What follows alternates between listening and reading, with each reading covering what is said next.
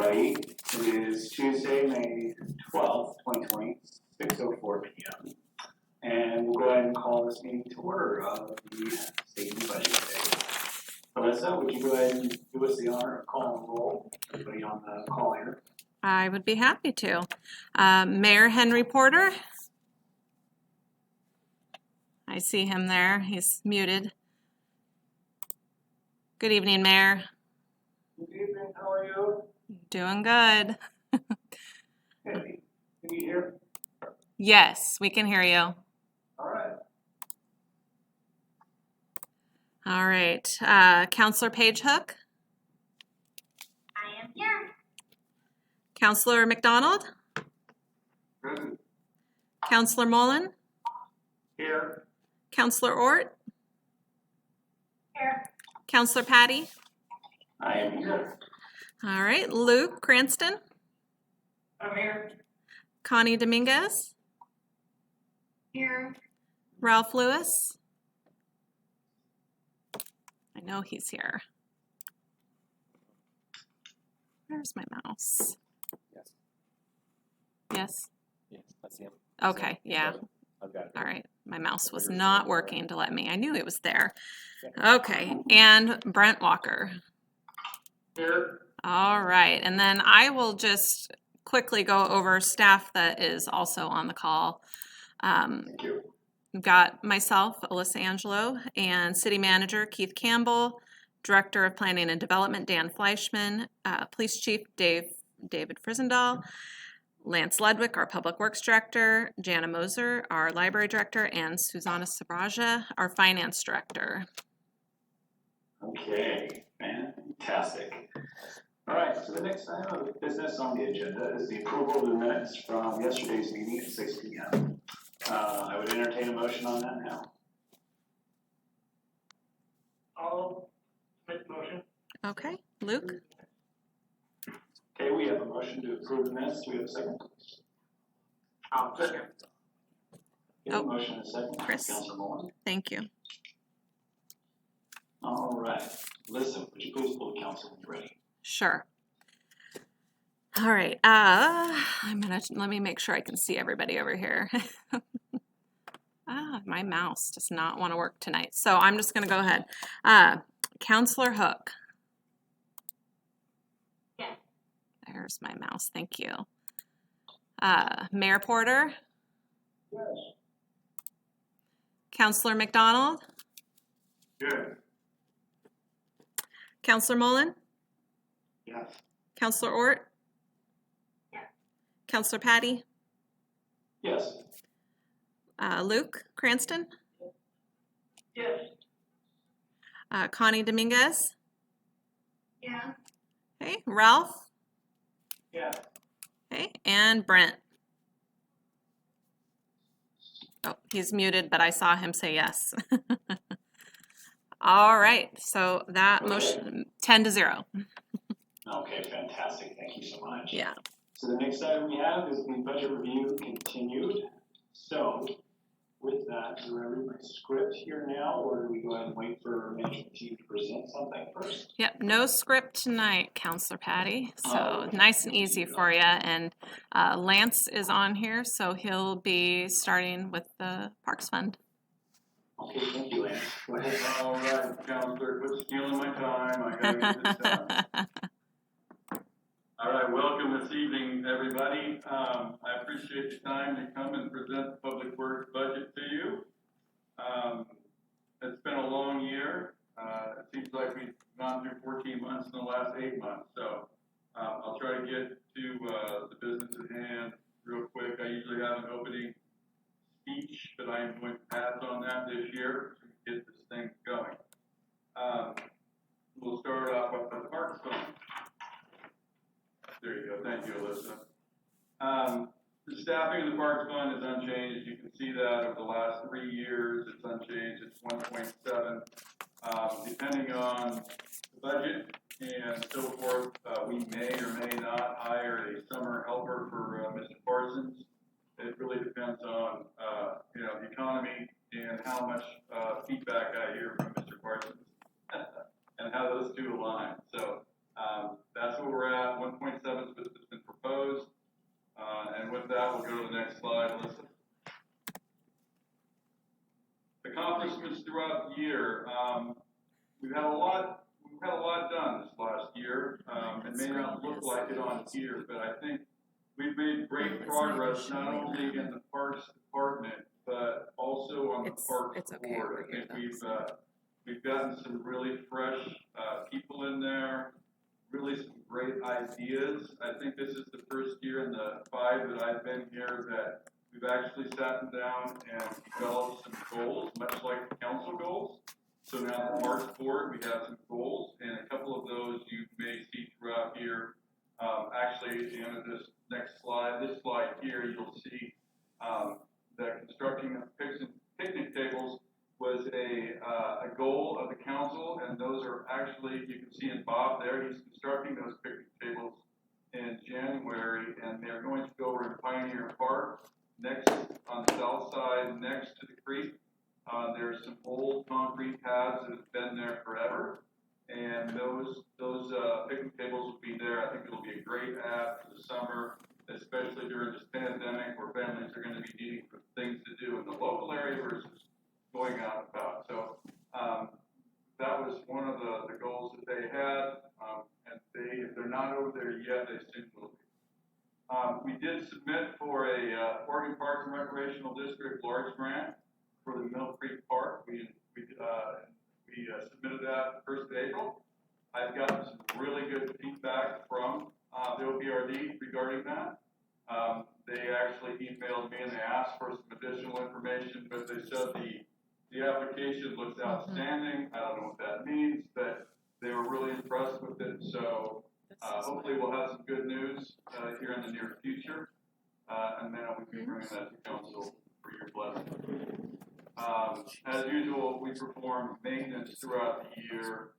We've really tried to establish Riverfront Park as another tool of our city parks. I think in the last 3 years we've mowed it, we've trimmed the blackberry, and trying to get rid of the Scots fern. And I go through there daily. For the most part, and it is really looking good. It's a nice. I told them just give us patience. Like you walk through it, give it some feedback. I think it looks real nice. It's a great setting. Next, Alyssa. Oh, come on. So Did it go? issues for the parks. As you all know, the parks fund primarily comes out of the general fund. We have a little bit of the levy. This year it's a little bit more, but it really doesn't. It's really just a small chunk of the pie as far as funding parks. It doesn't have its own parks fee for the taxpayers, so it's really general fund driven. So what some of the short-term strategic issues that we look at are professional maintenance of the parks. Right now we only have Bob Parsons as a maintenance employee, and we've got over 100 acres of parks to maintain. Not only that, but we got a community garden, we've got 2 restrooms, and if you've seen the last slide, he does all sorts of work for the city. He's done some pool countertops, he's done some countertops in the city hall. Just about, he's a wonderful addition to the city because he has some great carpentry skills, and we really used that as an asset. So he's not only in parks, I mean, he's pretty much the guy that when we have something done. He's the only guy, so, again, he's fine with short term is to find ways to keep our parks up into the standards that we're looking for. Things that we're looking at doing, update the parks website. We're working with the Parks Board. We have some great ideas on that. We're going to actually take one of the gentlemen's aerial cameras up, and we're going to actually do each park and put those video clips on our website. Yes, we're going to drone each park, and we're going to put some music behind it. We've actually we've had one demonstration already, and it really is a great thing. And I think it'll actually bring people to our park because right now they're just still pictures. They don't really tell the story. there's no way a couple of still pictures of Pioneer or Riverfront Park can tell what those parks are like and what they're about. You really, you know, if you get up in the sky 500 feet and you go and do a drone video of that, you're really going to capture what those parks are about. So that's something that we're looking at doing. We're also looking at repairing the asphalt pathways in the parks. Many of you know, if you go to the parks, we have roots growing through them. We have for years. We've got to put a little bit more of our resources into fixing those. Long term, we have I don't know if many of you know, we have a conservation plan for Riverfront Park. We can't do everything that we'd like to do down there. We obtained that park from the state. They made us prepare a conservation plan, and that plan limits the type of chemicals we can use, what kind of plants we can remove, when we can do it, that type of thing. So that's going to be a long-term project for us, just to make sure we meet that. They come out annually to make sure that we are meeting those requirements, and I work with them, you know, once a year when they come out. One of the other goals of the Parks Board is to expand the trail system. That's something that they're working on currently. Unfortunately, due to the pandemic, we haven't been able to meet in the last couple of months. That is one of their top priorities, to expand that trails plan. I'm sure they'll be coming to the city council with some ideas here once we open up. There's already been some talk about that. And then obviously we're looking for more funding opportunities for Mill Creek Park. I'm hopeful that we get an OPRD grant here shortly. But even if we do, that park was like a $4 million project. And so we'll be looking for funds to continue to improve it and meet that master plan that we had prepared. Next.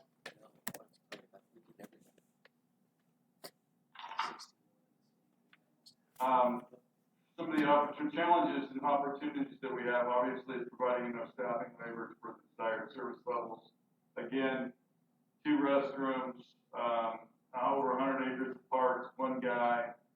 It's kind of tough to do that. Right now, we contract out our mowing in the summertime, but that's for 5 months, and they only mow 7 parks. They don't do all the other stuff, like, you know, in front of the courthouse or community garden, that type of thing, or weed gardens, things like that. That all falls on Bob, 1 guy. So we need to have the enough labor and staffing to meet those desired levels. We one of the items that we need to try to do, and we're going to try to do with Parks Board is going to be hopefully a big part of this. In the goal of expanding our trail system is just go out and try to procure land and easements for those trails on the north end of town and along the Salem ditch. Those are things that we'll be working on in this year and the coming years. Long term, again, same thing, land, easements, and the important thing is to secure sustainable funding for the desired parks and recreational services that we're looking for. Yes. Next. Changes for this year. There are no changes for this year. We don't have any money budgeted for Jordan Bridge, but that was an accomplishment I forgot to mention. We did rehabilitate the Jordan Bridge this last late January, February, March. I don't know if any of you have been out there, but it looks fantastic. They did a wonderful job, and structurally it's sound. So it's something we should be proud of. Potential match of 40% for the OPRD grant. We're working on that currently. Hopefully we can work to reduce that, but right now we have $240,000 budgeted for that match. We're looking at purchasing a new mower, $35,000. Part of that, the reason we're doing that is so we can continue to mow Riverfront Park as well as our regional detention facility. I don't know if you guys have been out there, but there are slopes on the swale. It's tough to do that with a sitting riding lawnmower. The slopes are 3-to-1. It can be kind of tricky at times. That mower would help mow those. It would just have an arm that swings up. We can mow them and be safe for our employees. I think the job would look real nice too. Next. These are activity measures, you know, you can see there, I won't talk too much about those. You know, a lot of the playground equipment, there's a lot of things in that Bob Parsons does that you probably don't realize, but, you know, he's gotta be a certified, equipment inspector and someone to maintain it so our kids are safe when they go play on those. He spends a lot of time out doing that, as you can see. Garbage collection in the park, some of the things that you don't really see. One of the things that we've noticed in the last couple of years is vandalism in our community has gone up. Seems like every week Bob's out fixing the restrooms or benches or bridges, with vandalism, either getting tagged with paint or people burning the restroom doors and, you know, that type of thing. So spends a lot of time, with vandalism. Next. Capital outlay, as you can see, it's a large grant, PRD large grant, and the mower. Next. Operational funding, that $240,000 from the general fund transfer will go to the OPRD grant match if we get that grant. Again, I'd like to point out that $240,000 is a lot of money. And I brought this to council late winter regarding that. But that $240,000 actually buys us $750,000 additional dollars. So it's a pretty darn good investment. If someone asked me if I could come up with $250,000 and there could be $750,000 if I could, I would do everything I could, jump, hop, do tricks to get that $240,000 because I would want that additional money. But we'll see how it goes with our application. Next, and that's it for parks. Does anybody have any questions? Yes, I do have one, Lance, before we launch into other committee. And again, I understand you don't have this figure. It totally makes sense. How much would you estimate that we're spending on vandalism repairs in our parks for Mr. Parsons and all the things that he's doing for us there? Oh, geez, David. Counselor. Let's get back. Let me see. I didn't memorize that number, but playground hours. I mean, playground equipment and vandalism each 45. You know, it really depends. What if he puts 2 to 3 hours in each one of those? He's up at 130 hours. You know, just straight 3 hours. That's not maybe he has to go order parts. Right. There have been times in the Pioneer Park restroom that people have gone and completely kicked down all the walls and they're just laying on the floor. And so those are special parts that he has to order, and then he spends, it could be a couple days in there putting it back up. So it's really tough to, I don't have that. I could obviously try to and see if we can track it, but it's a significant amount of time. I mean, he's probably doing something once a week, once every 2 weeks, some sort of vandalism repair. So I don't know if it rises to the level of being included as a line item in the budget, but I was just thinking a community education piece down the road. So I don't want to get too far off topic here with the budget. Did anyone else have questions for Lance before we continue the street fund?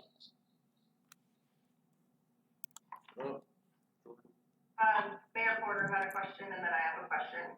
Okay, thank you, Councilor. Mayor Porter, you want to go ahead with the question? Oh, let me get him. You're muted, Mayor. What's that? Go ahead.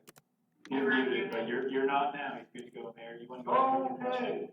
Lance, what kind of active, if any, surveillance do we have, especially of Jordan Bridge and probably that restroom over there in Pioneer?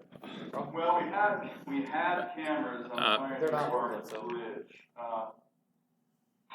It's a story that I really don't know complete. We had cameras on there. They worked. Yeah. They didn't work. We were told by our IT department that we couldn't do it because people could hack into it and then hack into our computers. I don't know the full story of it. We do have cameras over there currently.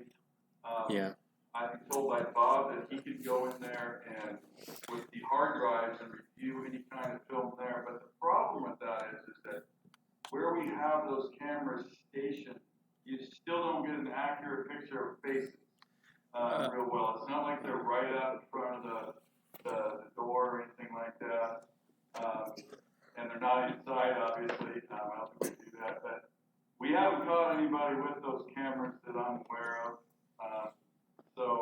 And we have nothing on the Jordan Bridge. Well, The only way we caught anybody in vandalism down at Pioneer Park is through the school's resource officer knowing, tags and how people spell their name and that kind of thing. That's the only, in that past, that's all we've ever caught. The only reason how we ever caught anybody is that school resource officer. Okay, Mayor, do you have another question? not much help. No. But, I really don't I get guess into, I'm done on that. Thank you. I really don't get into what we have. Okay, Councilor Ford, go ahead with your question.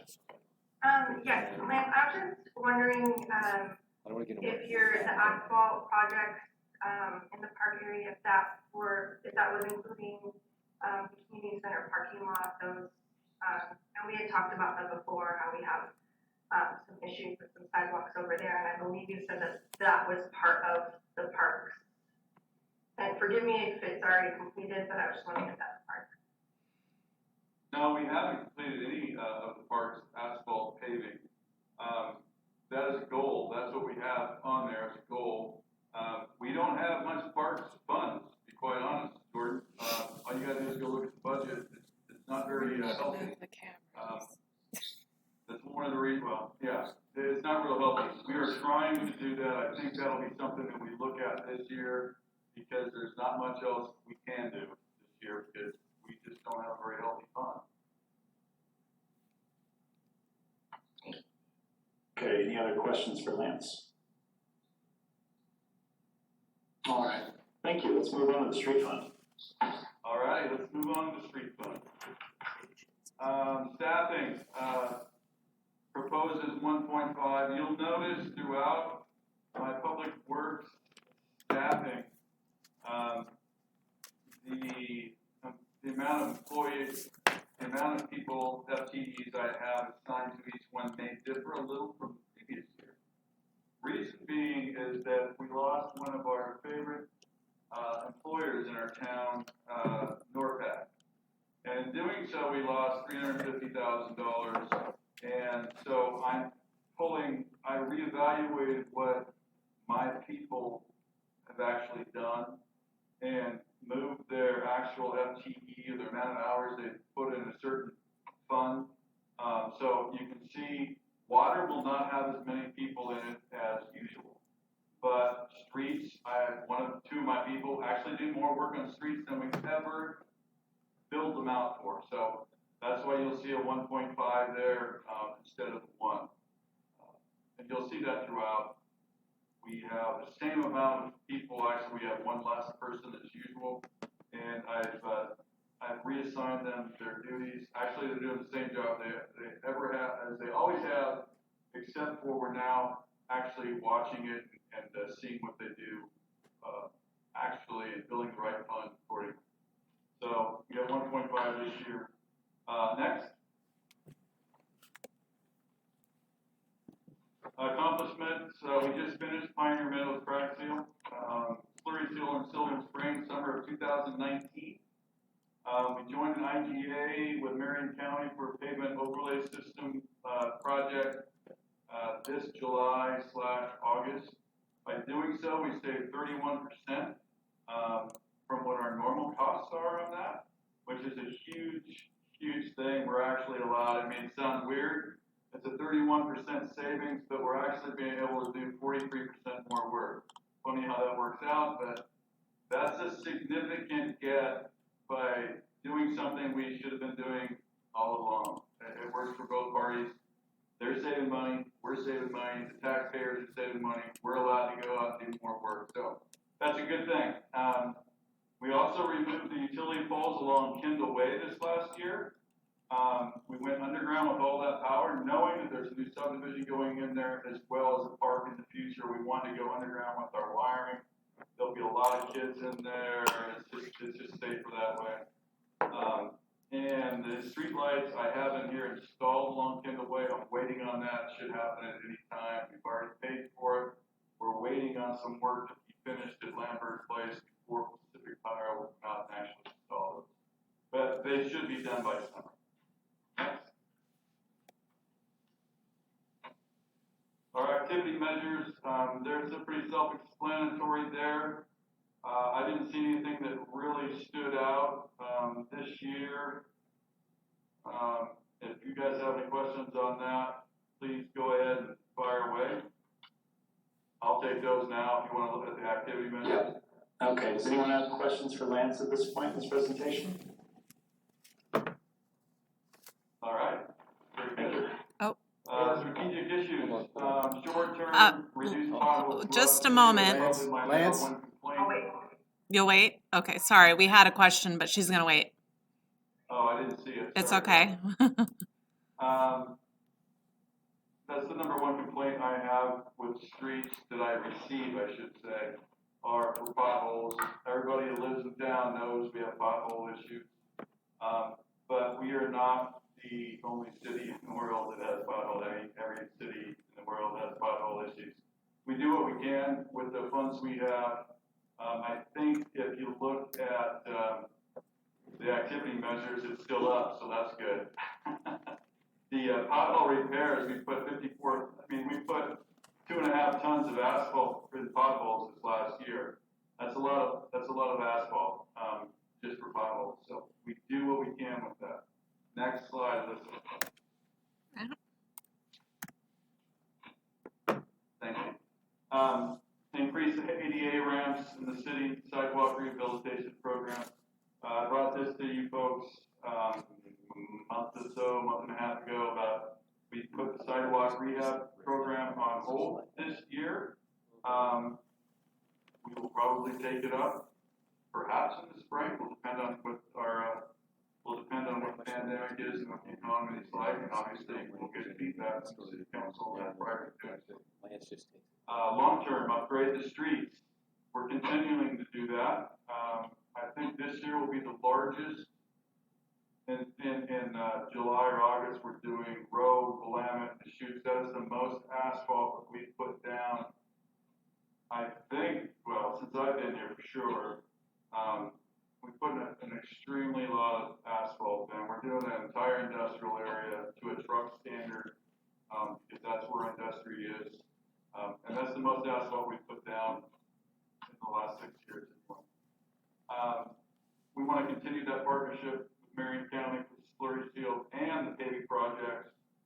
And we want to start looking at putting together plans, construction drawings for street reconstructions. I know as part of our 5-year capital improvement plan that we have Fifth Avenue on there, we have High Street on there. Those are total reconstructions, and they need to be designed. This year I have some money in the street. You'll see here in a few slides that I have money designated for a design for Fifth Avenue. That will be a 2-year project. But that's what needs to take place. These are projects that I'll talk about in a few minutes, but that's about performance street reconstruction projects. Those are projects that, quite frankly, just an overlay doesn't take care of. You're wasting your money if you're just going to go overlay. A reconstruction project is ripping everything out down to the dirt and doing it again. It's not just skimming the asphalt, old asphalt off and putting new in. It's a total rebuild. There are a lot of our streets in our community that require that, and we've got to start somewhere. So we're trying to space those out. So we'll do them, one every 2 or 3 years because they are more expensive. But it also gives us an opportunity to partner with some of our other funds to get work done. I think I know you guys, or some of you on the council know this issue that we have, is that even if I have money to do asphalt, the sewer needs to be run down, or the storm needs to be redone, or the water needs to be redone. That's what that reconstruction project is all about. We take a street like Fifth Avenue. It needs sewer, it needs water, it needs curbs, it needs sidewalk. We do it all in one job. We use all the funds to do it. It saves us money in the long run because it's a bigger project. Contractor's going to bid less per square foot, or best per linear foot, or lower per linear foot, or depth of manhole. It's going to lower the price because the project is much greater in the scope. So that's how we kind of like to do things. Saves us money, and it builds a better product. Where you're at. Next.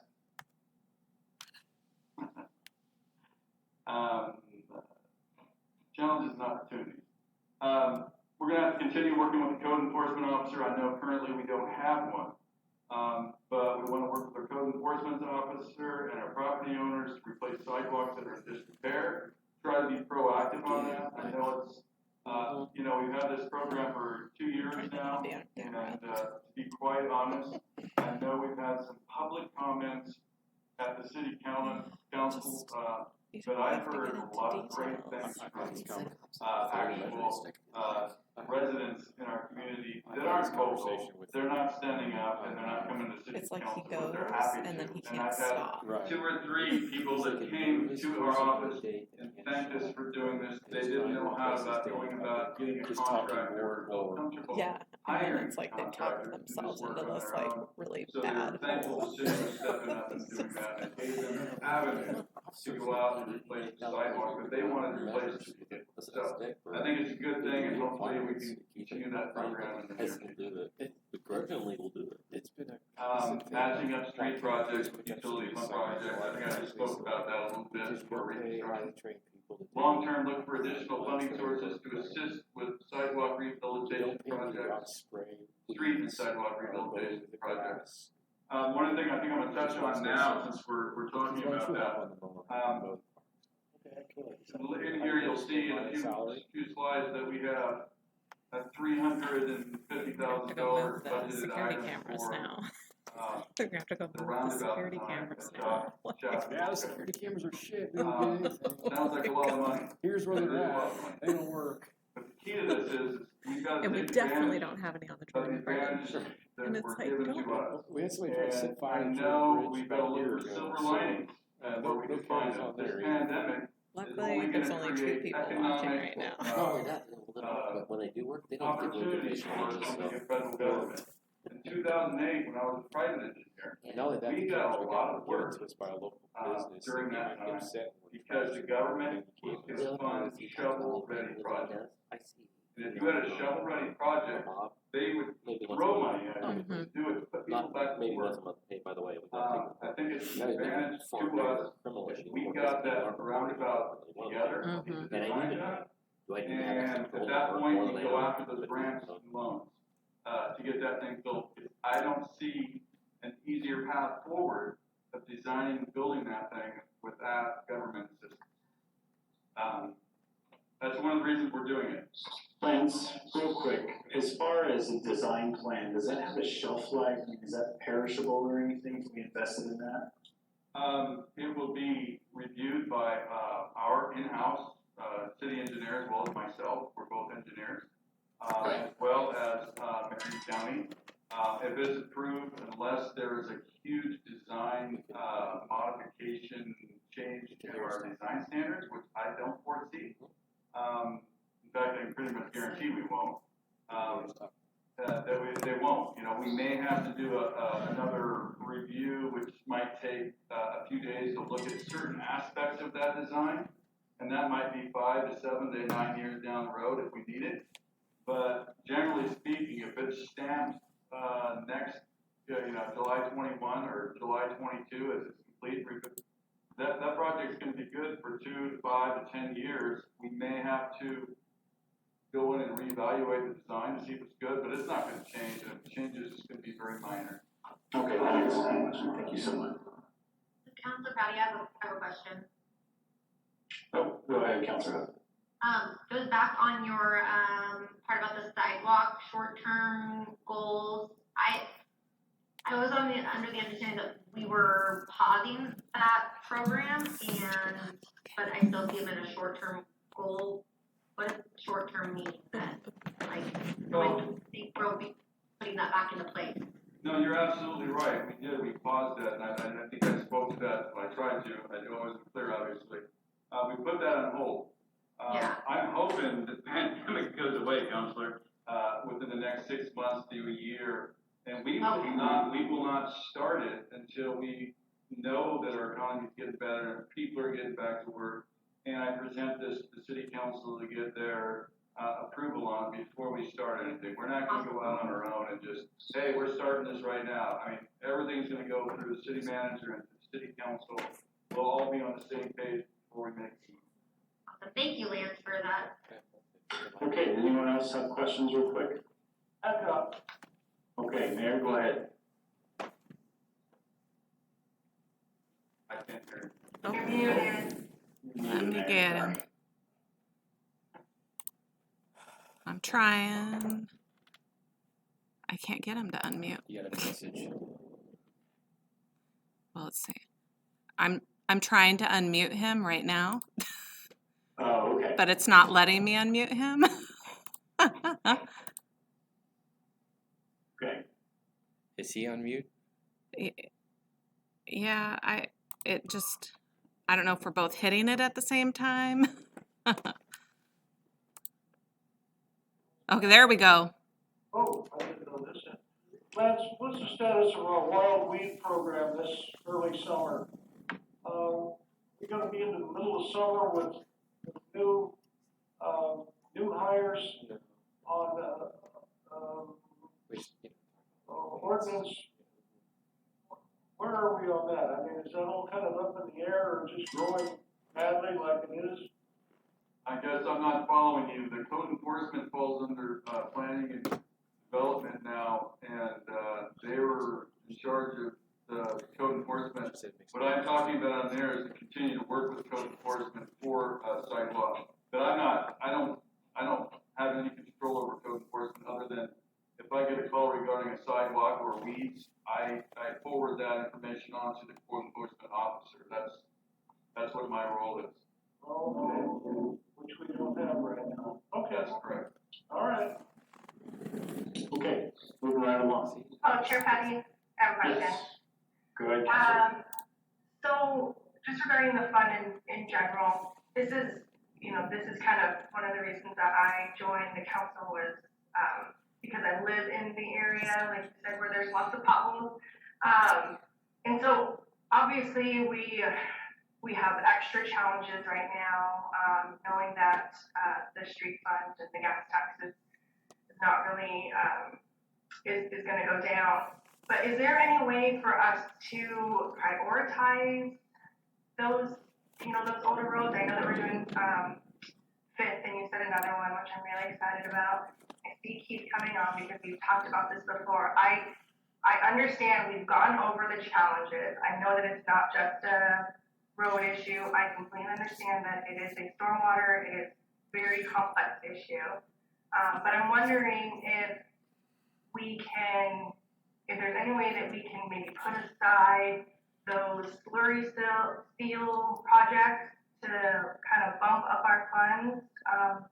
And only because, like, the road that I live on was skipped over to do a slurry seal, and not that wasn't needed to be done, but there's certainly a perception that happened. And so I would really like to part of revitalizing our downtown is making that area walkable, living, right by Pioneer Park.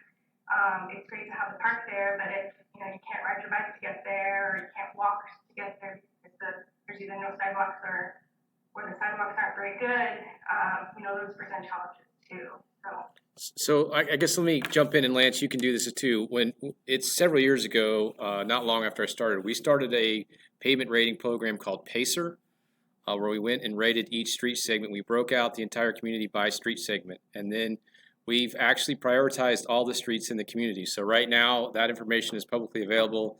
Lance has that, so you can see where every street segment has ranked based off of pavement condition and based off of utility street use. So we prioritize based off of those two metrics, and then we have in there all the information from the breakdown. So all that information has been publicly available.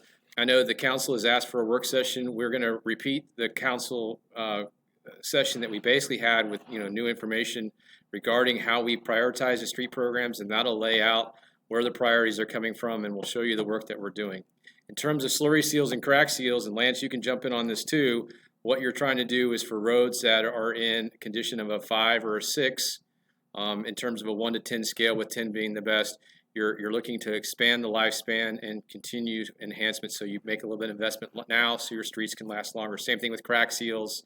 That's the reason we do it. So that program is in place. It's publicly available. We have shared it.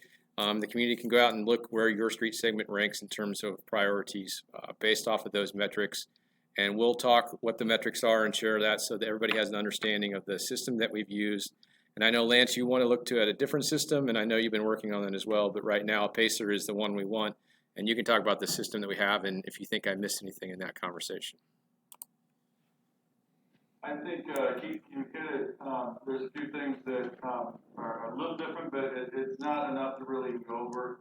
Our ratings are a little different than 5s and 6s. They're a little higher than that, but again, that's splitting hairs. What I will say, Jordan, and I want to be clear on that, we did not take away any paving streets to do a slurry sale. I'm not sure where you got that information from, that we did not eliminate a paving project to go and do a slurry seal. A slurry seal, you've got to look at your street inventory as a total package, okay? Some of them require slurry seals, some of them require overlays, some of them require street reconstructions. We have one pool of money. A portion of that pool should go to each one because they serve different things. A slurry seal is for streets that have been done in the last 5 to 8 years. So we go and we cover the cracks so rain doesn't go into it, doesn't explode. So we have to go spend more money to either do an overlay or street reconstruction. So each year I foresee us putting money into slurry seals. So we're not taking other paving jobs away by doing that. It's just part of maintaining your streets. And really that's what that's about. We're not eliminating anything. What I will say again, I think I mentioned earlier, you got to look for the silver linings and everything.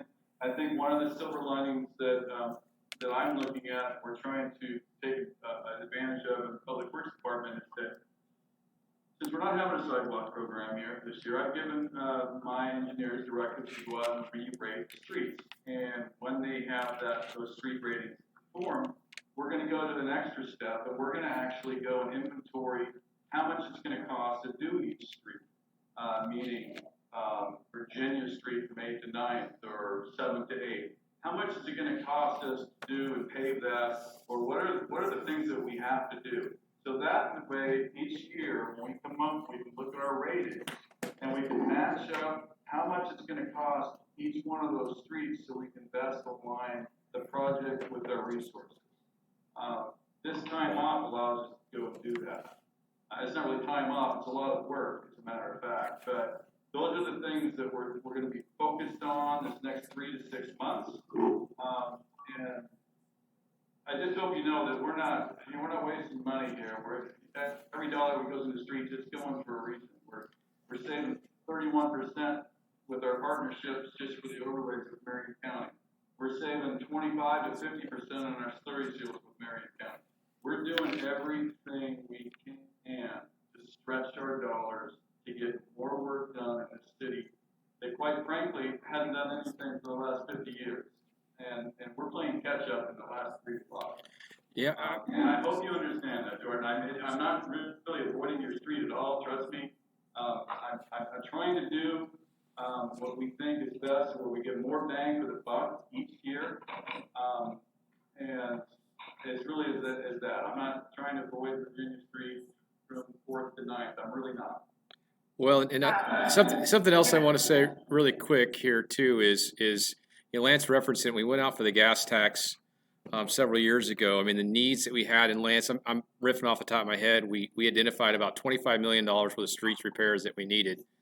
In the previous 20 years, we had done an average of $150,000 worth of road work per year and had a period of 8 years where we did no road work. So, I mean, I think one of the concerns the city has, and one of the things we've been trying to be vocal is showing, here's a complete inventory of our streets so we could show what that need is. Here's a breakdown of the condition of every road and the priorities based off of several criteria. We've made all the information public, and also, yeah, we're starting from a big hole in the streets, and we've been working hard to do that. But the needs for streets were significant. And I think 25 million was the need. Lance, am I right on that? Somewhere in the neighborhood of that, yeah. What I'd like you to do is, all you have to do is go out to a subdivision like Phillips Estates. Now, that was built, 2010, 13, it's been almost 10 years. Go drive out there and see what those roads look like. They still look brand new. And then just go drive on Virginia Street. and you'll see those streets, they're probably 50, 60 years old and nothing's ever been. Now, if they would have, when they would have constructed those, if they instilled a maintenance program with slurry seals every 10 years, that street would have extended its lifetime 40 years by doing that. And that's the reason why we do slurry seals. It's another reason is we extend the life of that road for minimal cost. Anyway, I'm done off my soapbox, but you know, I'm trying to do what's best for the city and stretch our dollars the most to get the most wear and lifetime out of our streets. I just want to make a clarifying, Lance, I was in no way saying that you were taking money away from doing one project or the other. My comment, and obviously I said I'm not the expert here. I'm just, like I said, I was advocating when I joined the city council for areas like the one that I live in, not necessarily the one that I live in, but it is a good example. And so just trying to think of creative ways that we can, you know, try to fix those issues. So I completely understand what you were saying. We obviously need the maintenance in order to get those roads going as well.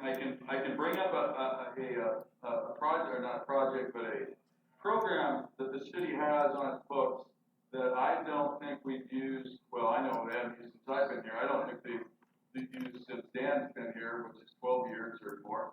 It's an LID. You can get your neighbors to form a local improvement district, and you will do the repairs. The city will help pay for it, and then we find ways for you as property owners to pay back certain amounts of that.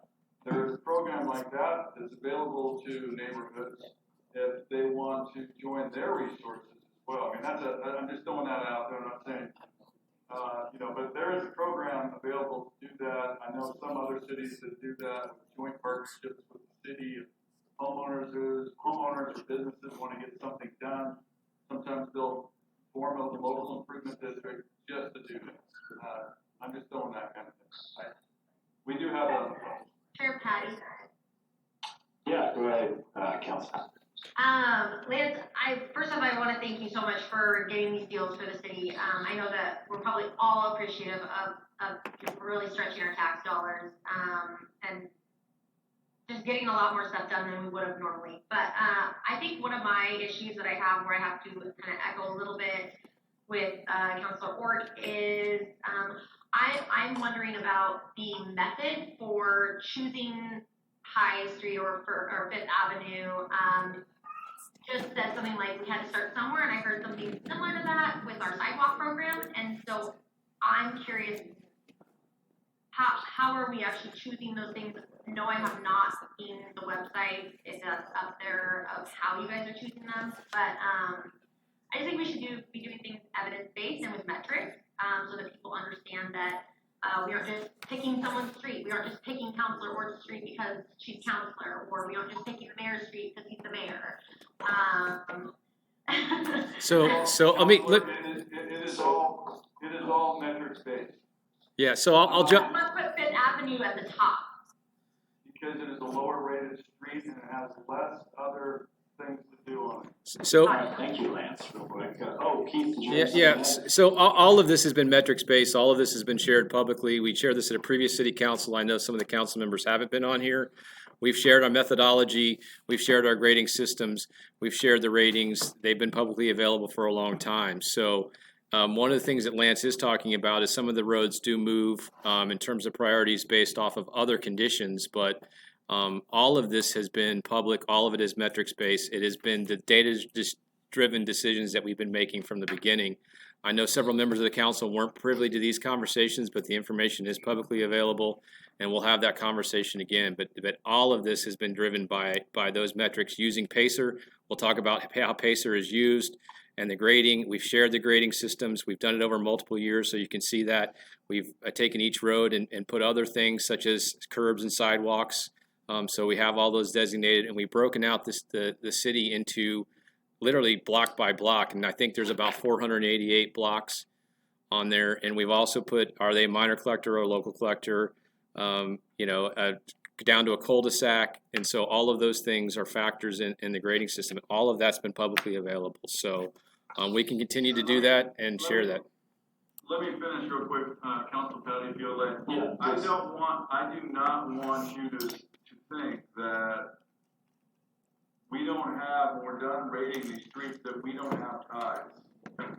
We may have 20 to 30 roads rated 5.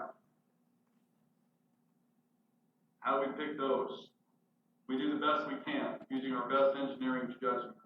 That's all we can do, because they're rated the exact same. We look where they're at.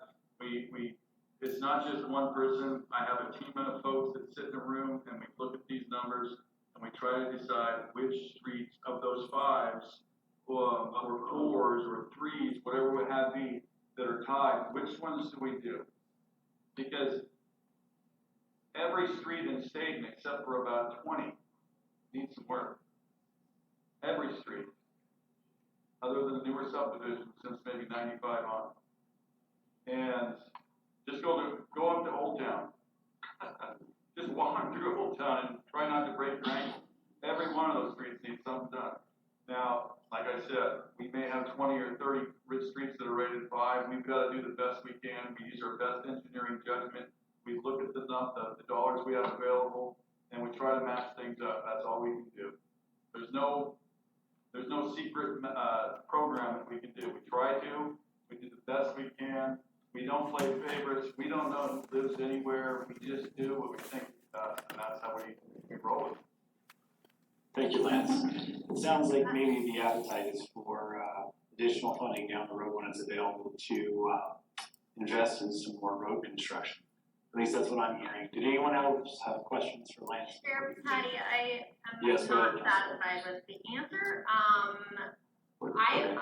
First off, I want to say it's never helpful really to say that things have been publicly available. Communication is really key to all of the residents in Stayton and the counselors, and making sure you can have information available, but if you can't find that information or you don't know that information is available, then the issue goes then with the communication from the city at that point. I am on the website and I am looking at the street construction and maintenance site, and I do not see a document there. Now, I know you're probably going to tell me to go to the document center, but at the same time, I don't see it on the website, like on the street site. I I don't know how to answer that, but really, we have one. This is for Keith, Lance. Sorry, this is for Keith. I'll answer the question in the sense that I'm on the website. I'm sorry if you can't find it. I can't speak to that right now. Clearly, you're upset. I wish the tone or that would have been a little different. It's frustrating that we're doing this. What I can say to you definitively is we have shared all this publicly. We have had multiple conversations with the city council in the past. We had information. We went out in the gas tax where we shared this information publicly. We did public forums where we talked about it. If the idea is you'd like to re-message that, then we can definitely do that. But I think the argument that we haven't been transparent or open about this, we had the conversation in the last few years. The answer is no. But what we have had is the transparency and the data and the information there. And we have had this conversation multiple times with council. When we went out for the gas tax, we used this data to drive it. And honestly, I'm a little frustrated. Staff continues to get attacked on our credibility and integrity, and that's the way I see it, and I'm just being honest. I see this kind of delving into an interior issue that doesn't really have relevance to the budget committee. Perhaps this should be a conversation that happens inside this meeting. I believe, Lance, you. yeah, let me just, one last word, and just to Counselor Page. I will make a point of looking at that website tomorrow, and if it is not there, I will put it on there, okay? That's all. I don't have it in my access. I have one laptop in front of me, so I don't have access. The real point of all of it is it's not helpful. This is not to you, Lance. This is to Keith. Keith, it is not helpful to say it's available if people don't know where it's at. Saying that it's available and that it's been publicly available is not a good enough answer. I don't see anyone attacking the integrity of any city staff here. I appreciate the city staff. I have had multiple conversations with other counselors about how much we appreciate the city staff. I'm giving feedback, and I am finding that it's very difficult to have feedback listened to a lot of the time, and this has been a constant issue, and I'm bringing it up again right now. I've had the same conversation at past budget committee meetings. This is my 3rd year on the budget committee, and I'm still getting pushback anytime I am asking questions or I am giving feedback of why are things done the way that they're done. It's a lot of defensiveness from you guys, and I am just curious, and I know that our residents are curious too. And we're just trying to get that information out the best that we can and let you know that, as an outsider, someone who is not working in the city, this is our view of it. It needs to be more accessible.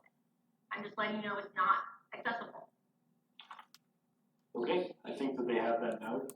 Can we go ahead and move on to the budget, please? Certainly. Thank you. Councilor Bennett. Sorry.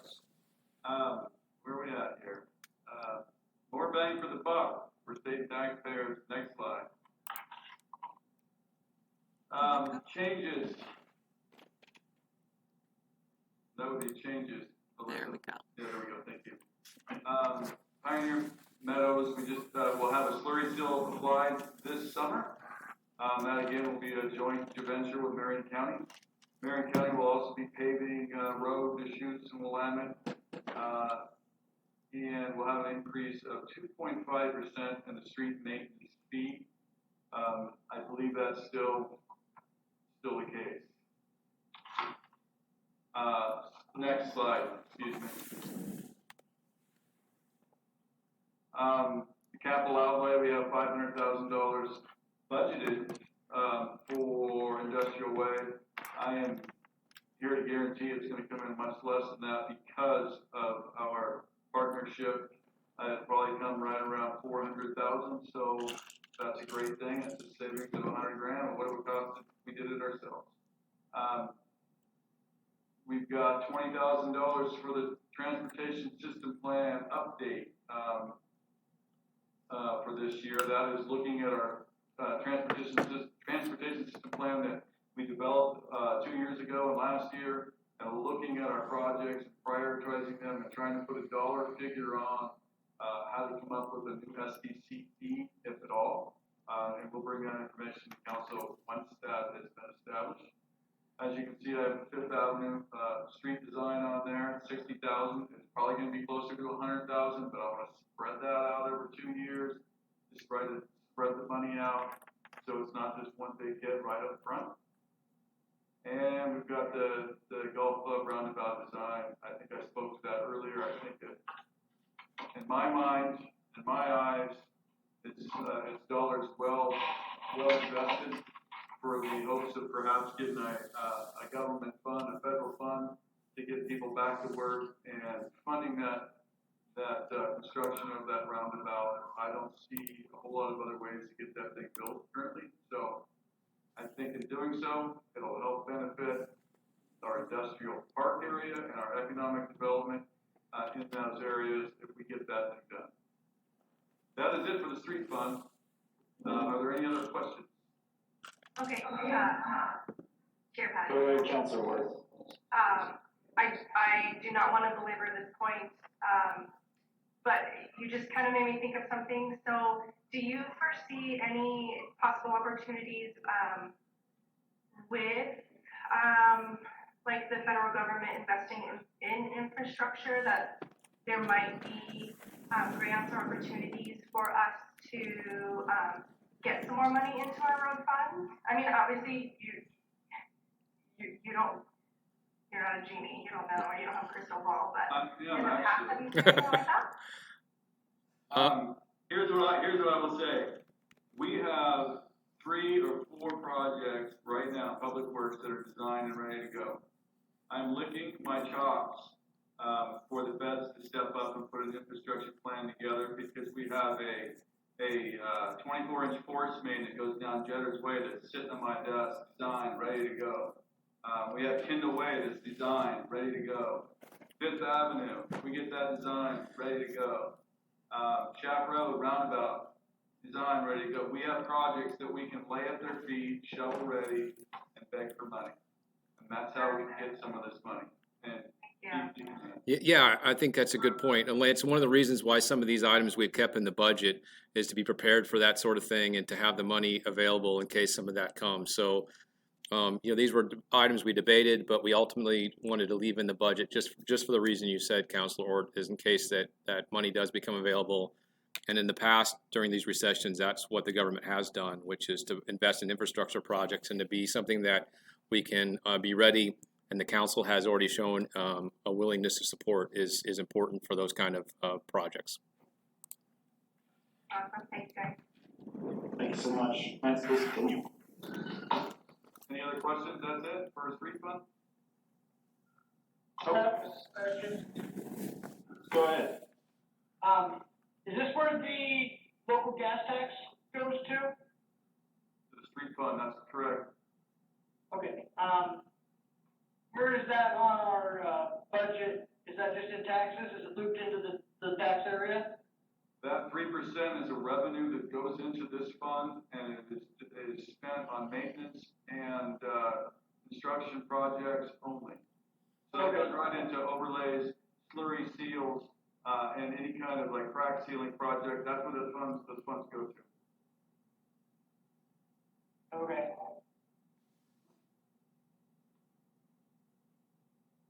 Thank you. All right. I think we're good to go. All right, let's move on to the water fund. That is a fund that is near and dear to my heart. However, it's not in the greatest shape, and I think some of you know that already. Water staff funding, as you can see, I spoke about this a little bit earlier, that I moved some FTEs around. You can see it's down to 3.57. But that also includes a utility operator that is no longer here. He retired last July. We have not filled that position. It's there. If the economy turns around, if we find a water buyer or purchaser like NORPAC, perhaps we fill that. But until those times come before me, we're going to have it. It's actually a 2.57. So we'll leave it as such. Accomplishments. We had the best tasting surface water for the 4th consecutive year. That's be very proud of that, living in Stayton. It's becoming old hat, and it fixes in, but it's just because we have great water and we've got great people down there working at the water treatment plant. This year, we constructed a 10-inch water line through Lambert Place with a partnership with the developer. And that was part of our master plan. So now we have a loop that goes on the north end of our town. Very important for any kind of outages that we can continue to supply water to our neighborhoods at all times. Activity measures. I won't really speak to those very much. There's nothing that really stands out there. I'm sorry, Alyssa. No. We'll move on to the next. There's nothing there that really stands out. It's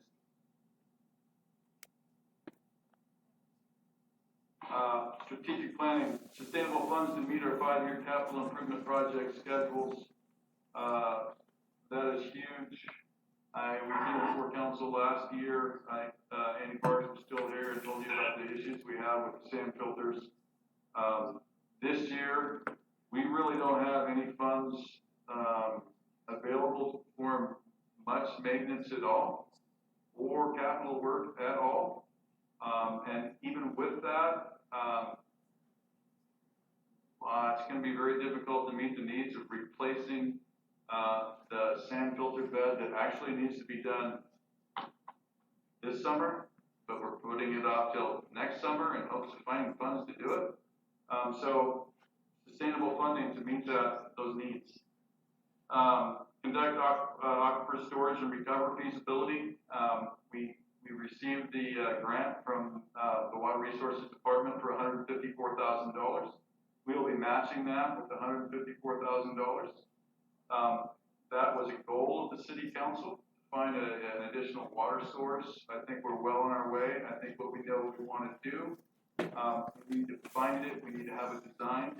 This is another one of those shovel-ready projects that I look forward to. I think if any of you have been following the governor in her discussions about the pandemic, she's talked about she wants to invest in water projects in the state.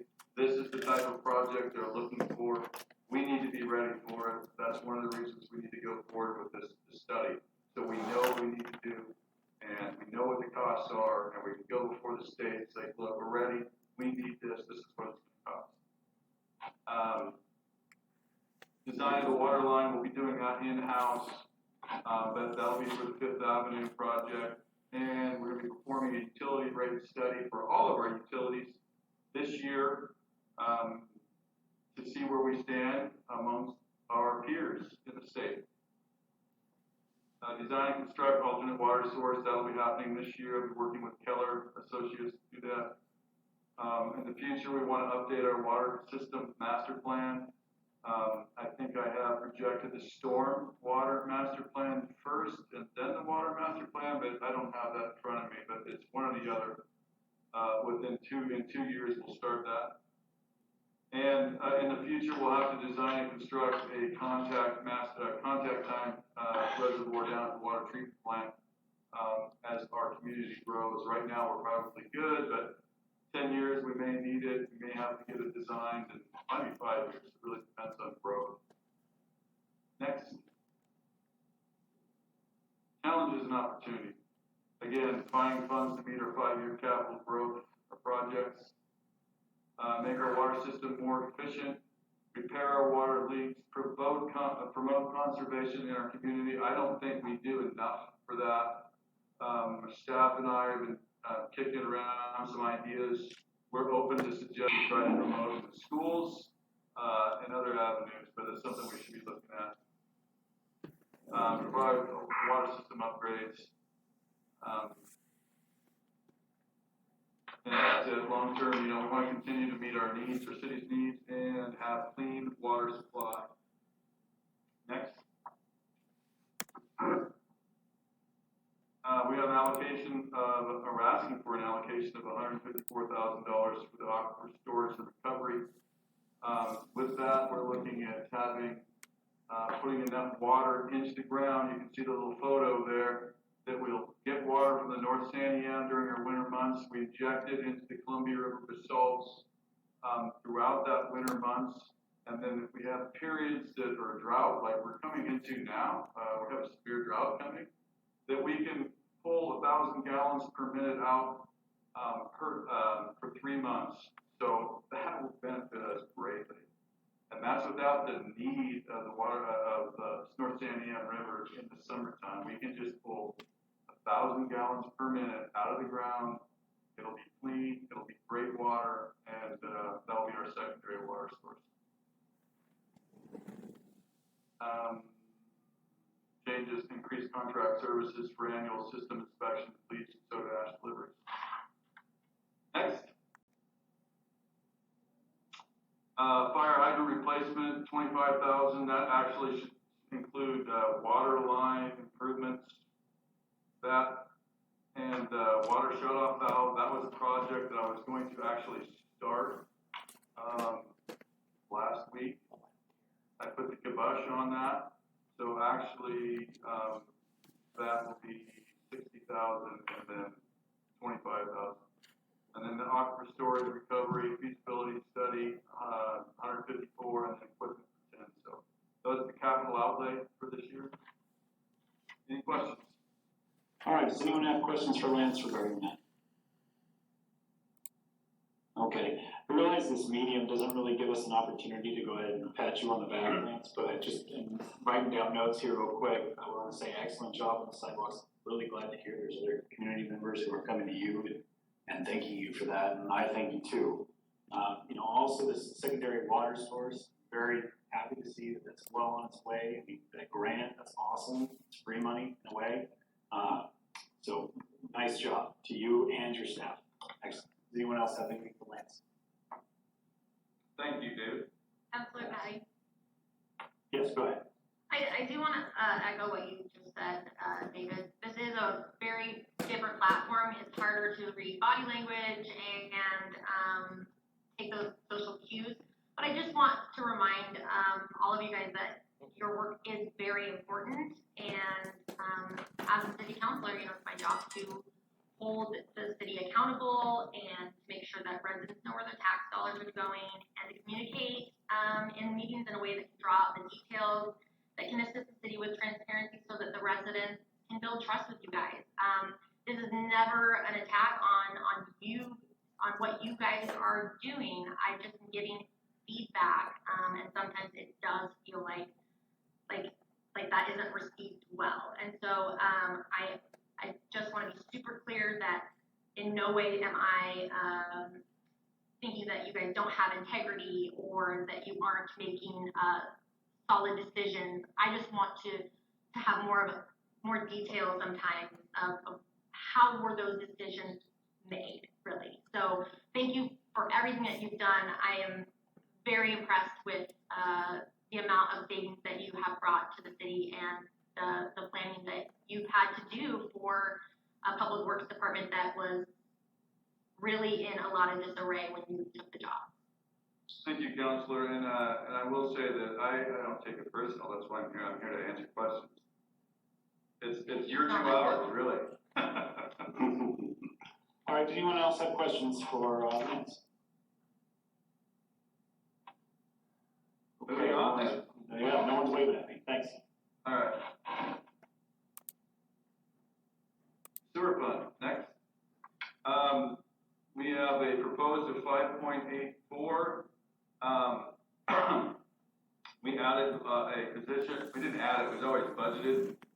We've always had that down there. You can see from 17, 18, we had 6.8, and then 18, 19. But we're just basically back to where we were at 5.84 people. So nothing's really changed there. Next. Maintain 33 miles of sanitary sewer line, 4 lift stations. We constructed 885 feet of 12-inch sanitary sewer line through Lambert Place. With a partnership with Hayden Homes, this again was another master plan project. We partnered with them. We asked them to build it. We contributed to that. They built it, and it's money well spent on the city's behalf because that's a very expensive line. It was 20 feet deep in the middle of the winter time, and let me tell you, it was a real pain. But it's done now, and it was a partnership, so it saved us money doing that. Next. Again, I won't go through the output measures there. What I will say is our staff is doing great down there. We're always looking for ways to save money at the wastewater treatment plant. We're looking at ways to save water down there and sell our product. I mean, it's constant down there. I'm amazed at my people, the way they're looking to try to save money for the city, become more efficient. Next. Strategic issues, wastewater treatment plant, sewer collection master plan update. We will be entering our 2nd year of that. It actually should be completed November 2020, December of 2020. And that, I believe Councilor Patty is on that, and it's going well. Yes. Long term, we need to ensure the annual maintenance and capital outlay to meet our capital improvement projects and to reduce the I&I in our system. Next. Again, I&I is a huge issue. I'm pretty sure I've talked to the city council about this before. I mean, that is, you know, if we could remove our I&I from our sewer system. Lance, yes. real quick, can you go ahead and tell the people in the audience who don't know what I&I is? It's inflow and infiltration. It's basically, there's a couple of ways to get it. You can get it from illegal stormwater taps from your rain drains that people tap into our sewer lines. So all the rain that comes off the roof goes right into our sanitary sewer line, and then we're treating that. Or it could be groundwater coming up, and we have broken sewer lines or broken service laterals that feed our sewer lines, and water gets in there, groundwater goes right into the pipe, right down to our treatment plant, and then we're spending money, taxpayer money, cleaning groundwater. That's the worst thing you can do. It's just waste of money. So not only does that make you surcharge, where you may have overflows of manholes. You may drive down the street and you'll see sewer coming out of the top of the man. You're like, oh God. Most of the time, that is due to groundwater because we have inflow and infiltration. And that's what we want to remove. And that's one of the reasons we did the I&I study this year. In contact, I think, David, you may have remembered this in our first meeting. We talked to DEQ, and there are programs out there that we can enter for our citizens to get low interest loans to replace or repair their service laterals, because our taxpayers are responsible from their house to the main line. And predominantly, that's where most of our I&I is.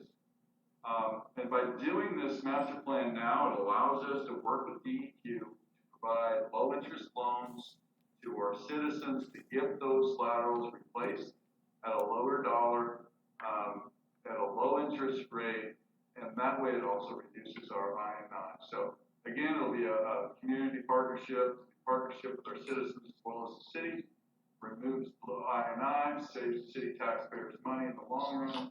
That's the path we're on. So one of the reasons we're doing the wastewater master plan, one of those is that. Long term, I think I brought before you the city council in January the sewer maintenance contract. It was $400,000. Outrageous. We're looking into purchasing a TV truck that we can do the TVing, the washing, and perform minor repairs ourselves. And that is $350,000. So I may be bringing this to council in the future, probably next year, maybe not this year, but that's something that we need to look at. If we can purchase a repair truck to do all this work ourselves for the less than the price that we're paying a contractor to do it 1 year for us, I think it's something that we really need to look at.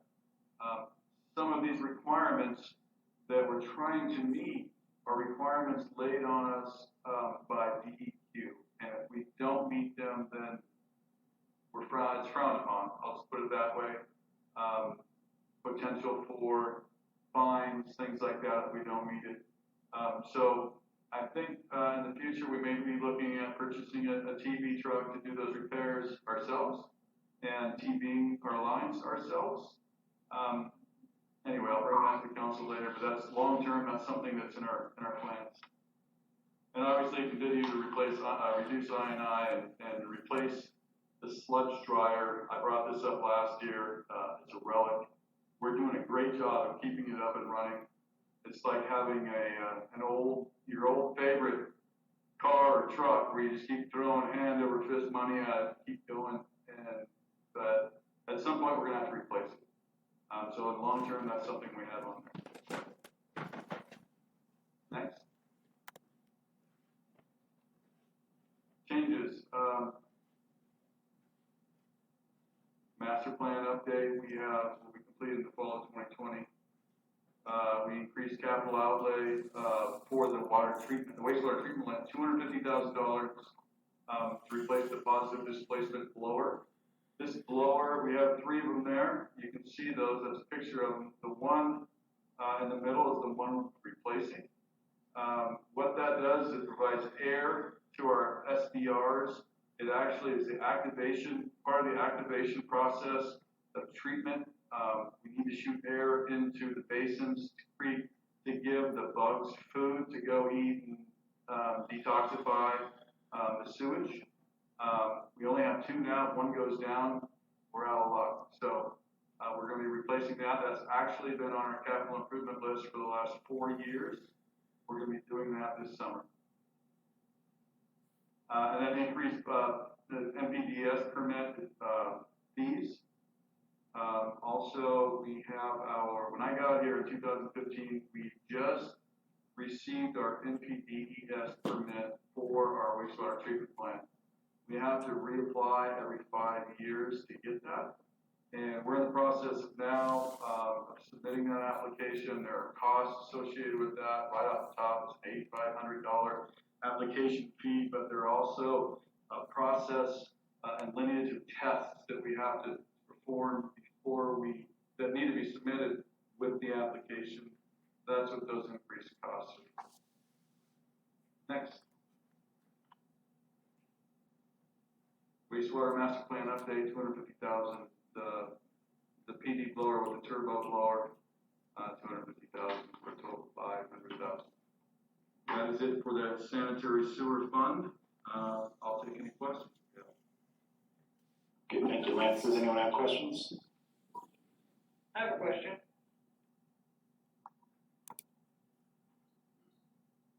I'm ready, Luke. How quickly can you have that truck up and running if we were to buy that CCTV truck? Well, I would like to say within 2 months. It might take 3 because it's a specialty type truck. You know, there's cameras in it. You not only you send a camera 300 to 500 feet down a sewer line, but you also watch it at the same time. It allows you to pivot the camera to look up private laterals to see if they have leakage as well. And it allows you to take a piece of pipe, plastic pipe that is all folded up, takes it down the line, and once it's at the big place of repair, it'll blow it up and seal it. So repairs the leak. It could take 3 months once we decide to do it.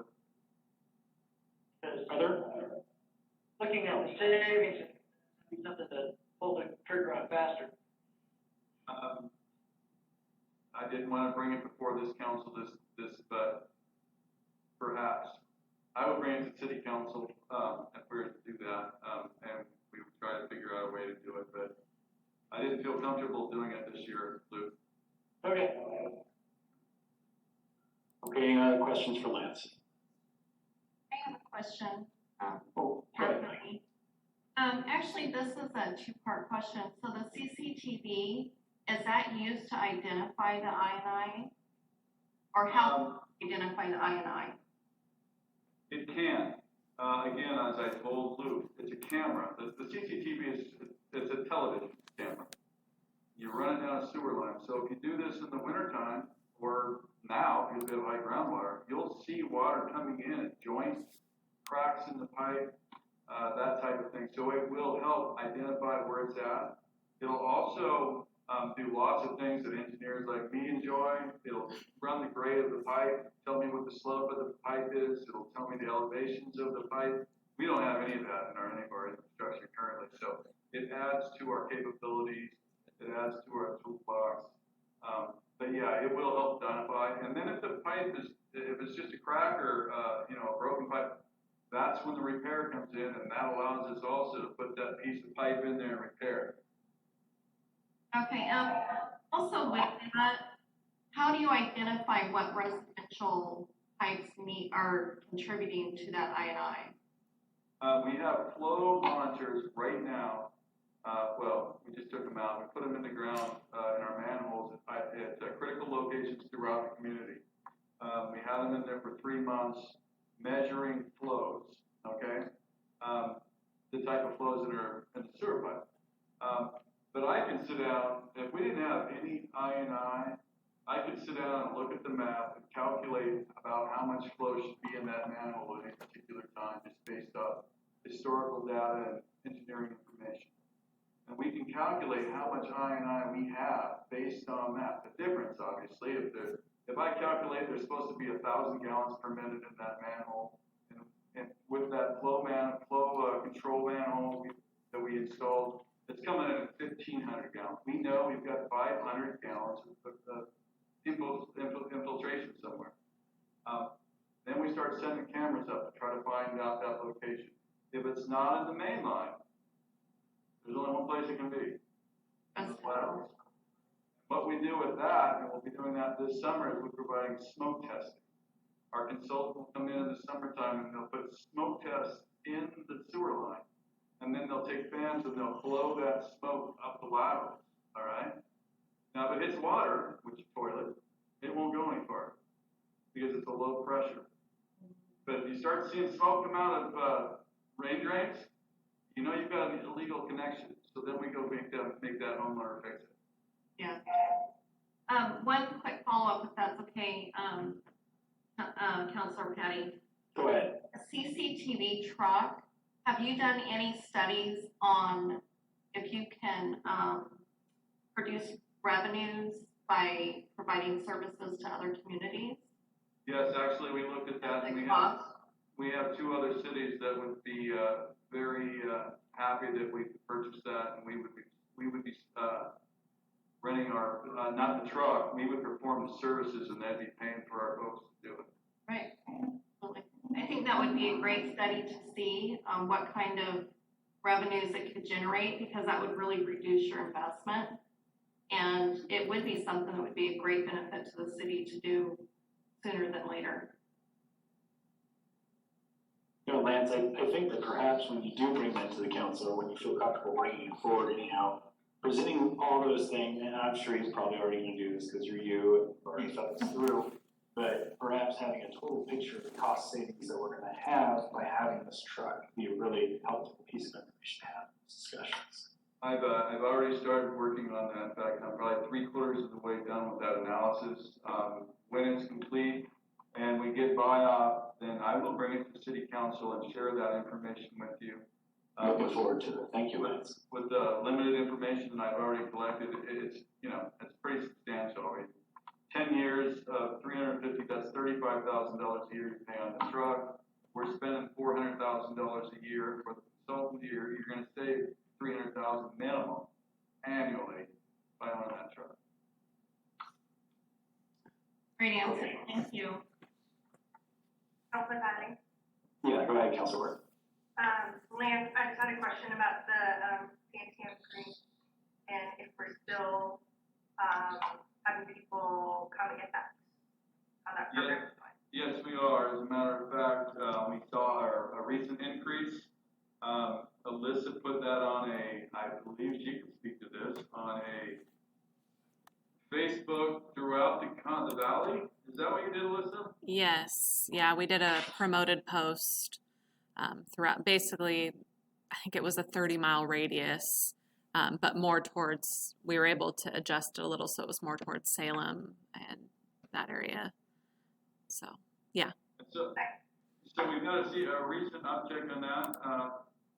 When we did, I took a tour of Newburgh's wastewater treatment plant last year. A friend of mine's the public works director there. We came over, Troy and I went over there. We saw their plant. They've been doing this for a while, but they're now selling that. And we're like, why are we not doing this? Why are we not taking advantage? But you have to start somewhere. You have to create the need. We have a great product. If we can give it all away now, it saves us money so we don't have to take it out and pay someone to do it. Next up, hopefully it becomes, like any kind of market, people want it, and we start charging 50 cents a yard or something. Something minimal, but that's down in the future. Right now we just want to give it to people, let them use it, see if they like it, and grow it from there. That's an easy. That was my, I knew that was kind of where we wanted to go, so I wanted to know if there was, if we were increasing demand, so that's awesome to hear. Thank you. Any other questions for Lance? Okay, moving right along. All right, stormwater fund.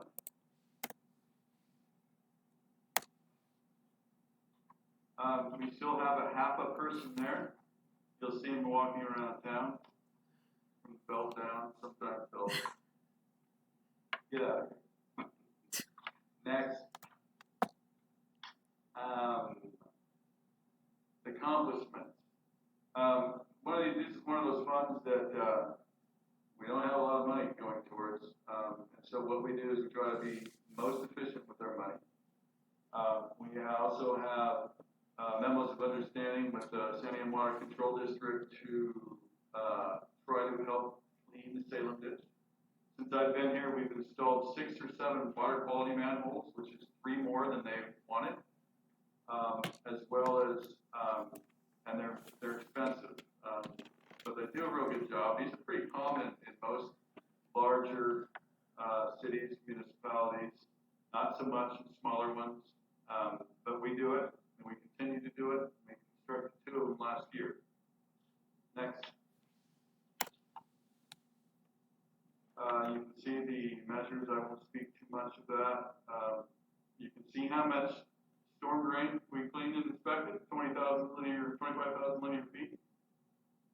That is a requirement of our TMDL permit with DEQ.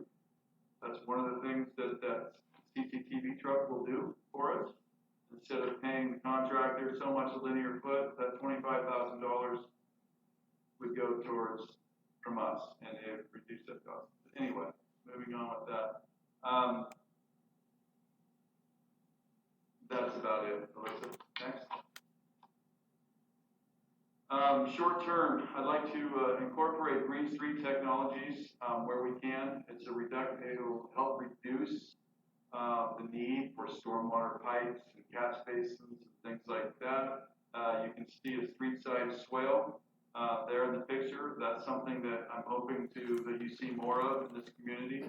While there is a maintenance cost to that, the maintenance cost to that is much less than broken pipes, having to CCTV the pipes, that type of thing. So, and it's good for the environment as well.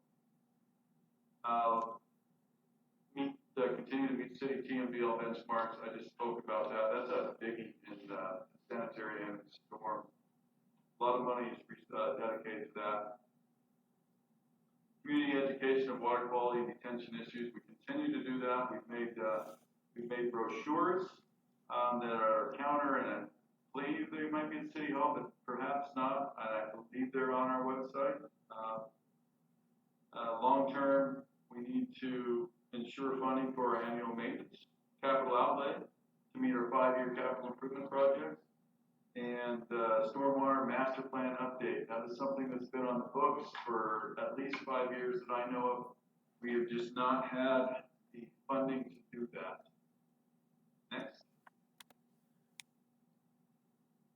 Something that we'll be working on this year, another silver lining that I look at, and we're going to update our stormwater design standards to try to make them more user-friendly for homeowners and perhaps developers. Personally, I think they're pretty easy to use, but I've spent a lot of time using them.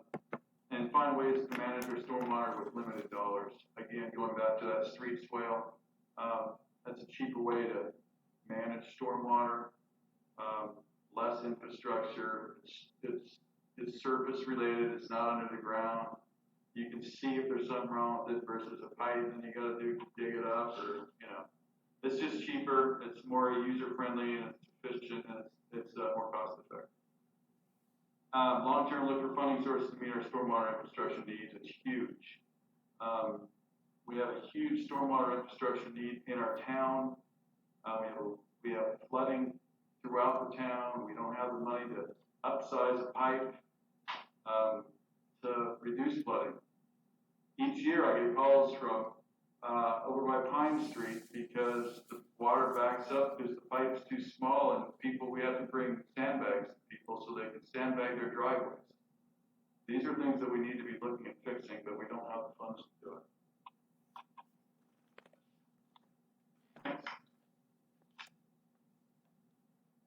New expense this year. It actually sprung on me by surprise. We will now be paying the San Diego Water Control District money each year to put our stormwater into the Salem ditch. The 2019-2020 was the first year. So this last fiscal year, 19-20, we paid them $25,000. Each year it's the $25,000 plus the CPI. So that's what we'll be looking at. Our capital outlay, $55,000 for pollution control manholes, and storm system improvements for $10,000. And that's it for stormwater. I'll take any questions that you have. Okay, thank you, Lance. Does anyone have questions? Councilor Patty, I have one question. Go ahead, Councilor. Thank you. Hey, Lance, you said that was, I'm sure you knew that someone's going to ask a question about the $25,000 for the water control district. How did that come about, really? Can you explain that for the audience of where that came from as a surprise? Yeah, it was a surprise. It surprised me. I guess blame could be put on me, but however, it was. This was actually crafted into the memo of understanding that was crafted years before I got here. And in there, it says in the year 2019, the city will start to pay the water control district $25,000 to dump their stormwater into their ditch. I missed it. I didn't see it. Water control district sent an invoice for it. We paid it. We budgeted for it this year. Yeah, I wouldn't say that you missed that. You can't be expected to fine tooth comb every single contract that was done before you took the job. So give yourself a little bit of grace there. It was unexpected. It was unexpected. I'll put it that At way. least it wasn't $1 million. Yes. Okay, any other questions for Lance? Lance, how long are we gonna be paying that? There is no termination date on that, Jordan. It'll just keep going up. Keep going up? Yeah, so it's 26,000 this year because it's 25,000 plus the CPI, whatever that is. Next year it'll be the whatever it is this year plus the CPI.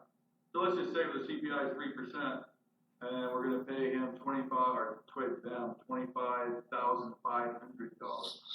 Next year it'll be $25,500 plus times the CPI. So it'll just keep going up. I think we should probably have a discussion later on about whether or not there are options to get out from under that. Yeah, that would be a conversation to have with legal counsel. I mean, this is a memo of understanding. The memo of understanding, like Lance signed, was signed in 2013, I believe. It was before I got here as well.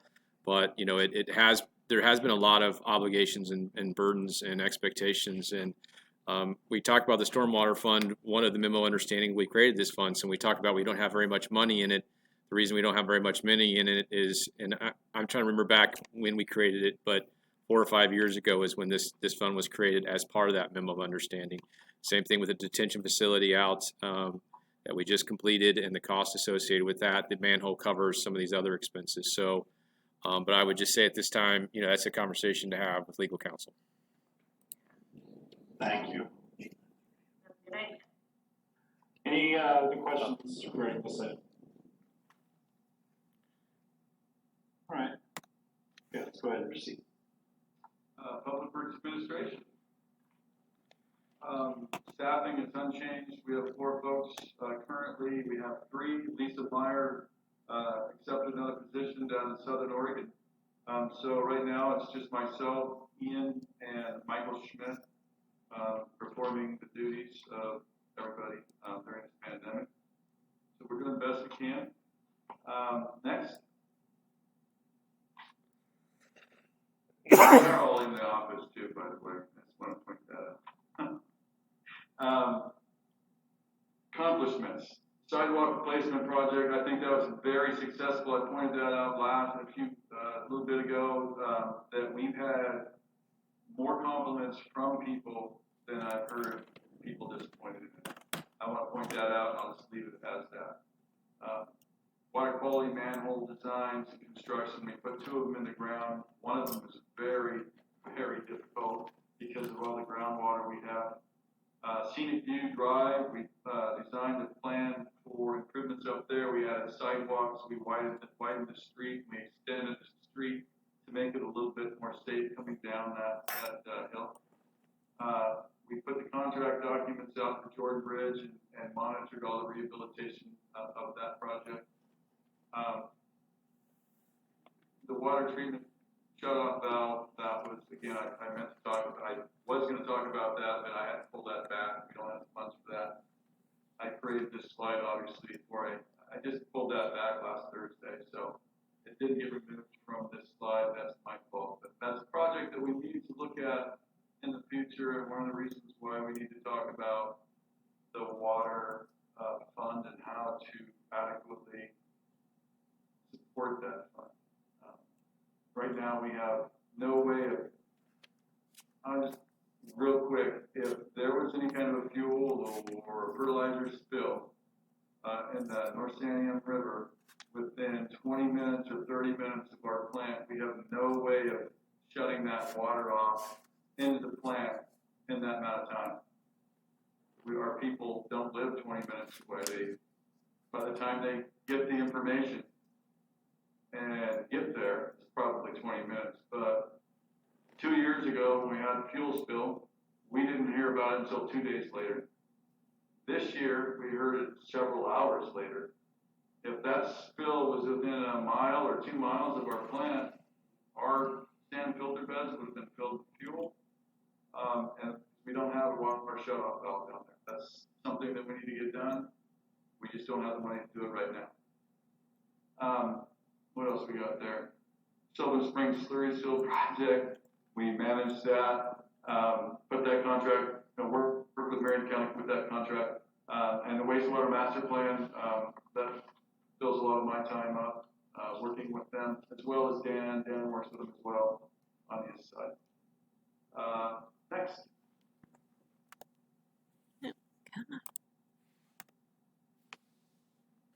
Activity measures. As you can see, it's pretty on average. We had fewer building permits this year. I was really surprised at that, which that did affect our SDC funds. We projected more.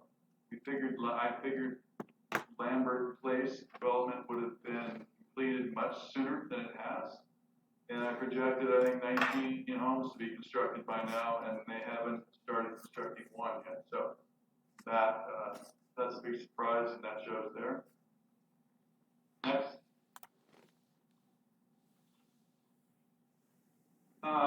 In the short term, some of the things we're working on in the administration office and looking for ways to make the development and the building process more user friendly.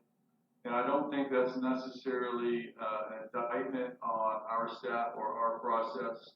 I think it's a matter of putting out the information how to do things, maybe making it more illustrative, that type of thing, so people can pick up on the process. We've been working on that for the last 3 or 4 years. It's an evolution, it's evolving, and so we're always looking for ways to make that better. Maximize our personnel through professional development, cross-training. Continue to work with our citizens to make experience working with the Public Works Department a good one. I think we've had pretty good success with that. We're not perfect, but we do a pretty darn good job working with the public, in my opinion. Long term, combine infrastructure projects to maximize city funds and get more bang for the buck. I spoke to that earlier regarding the Fifth Avenue project.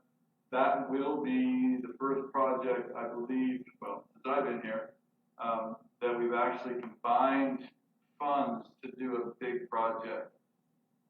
So we're going to continue to look for those. They won't be every year, so we'll have to space those out so we can make sure that we have funds in the street fund and the other funds to do other things. But I think that's ways to get Old Town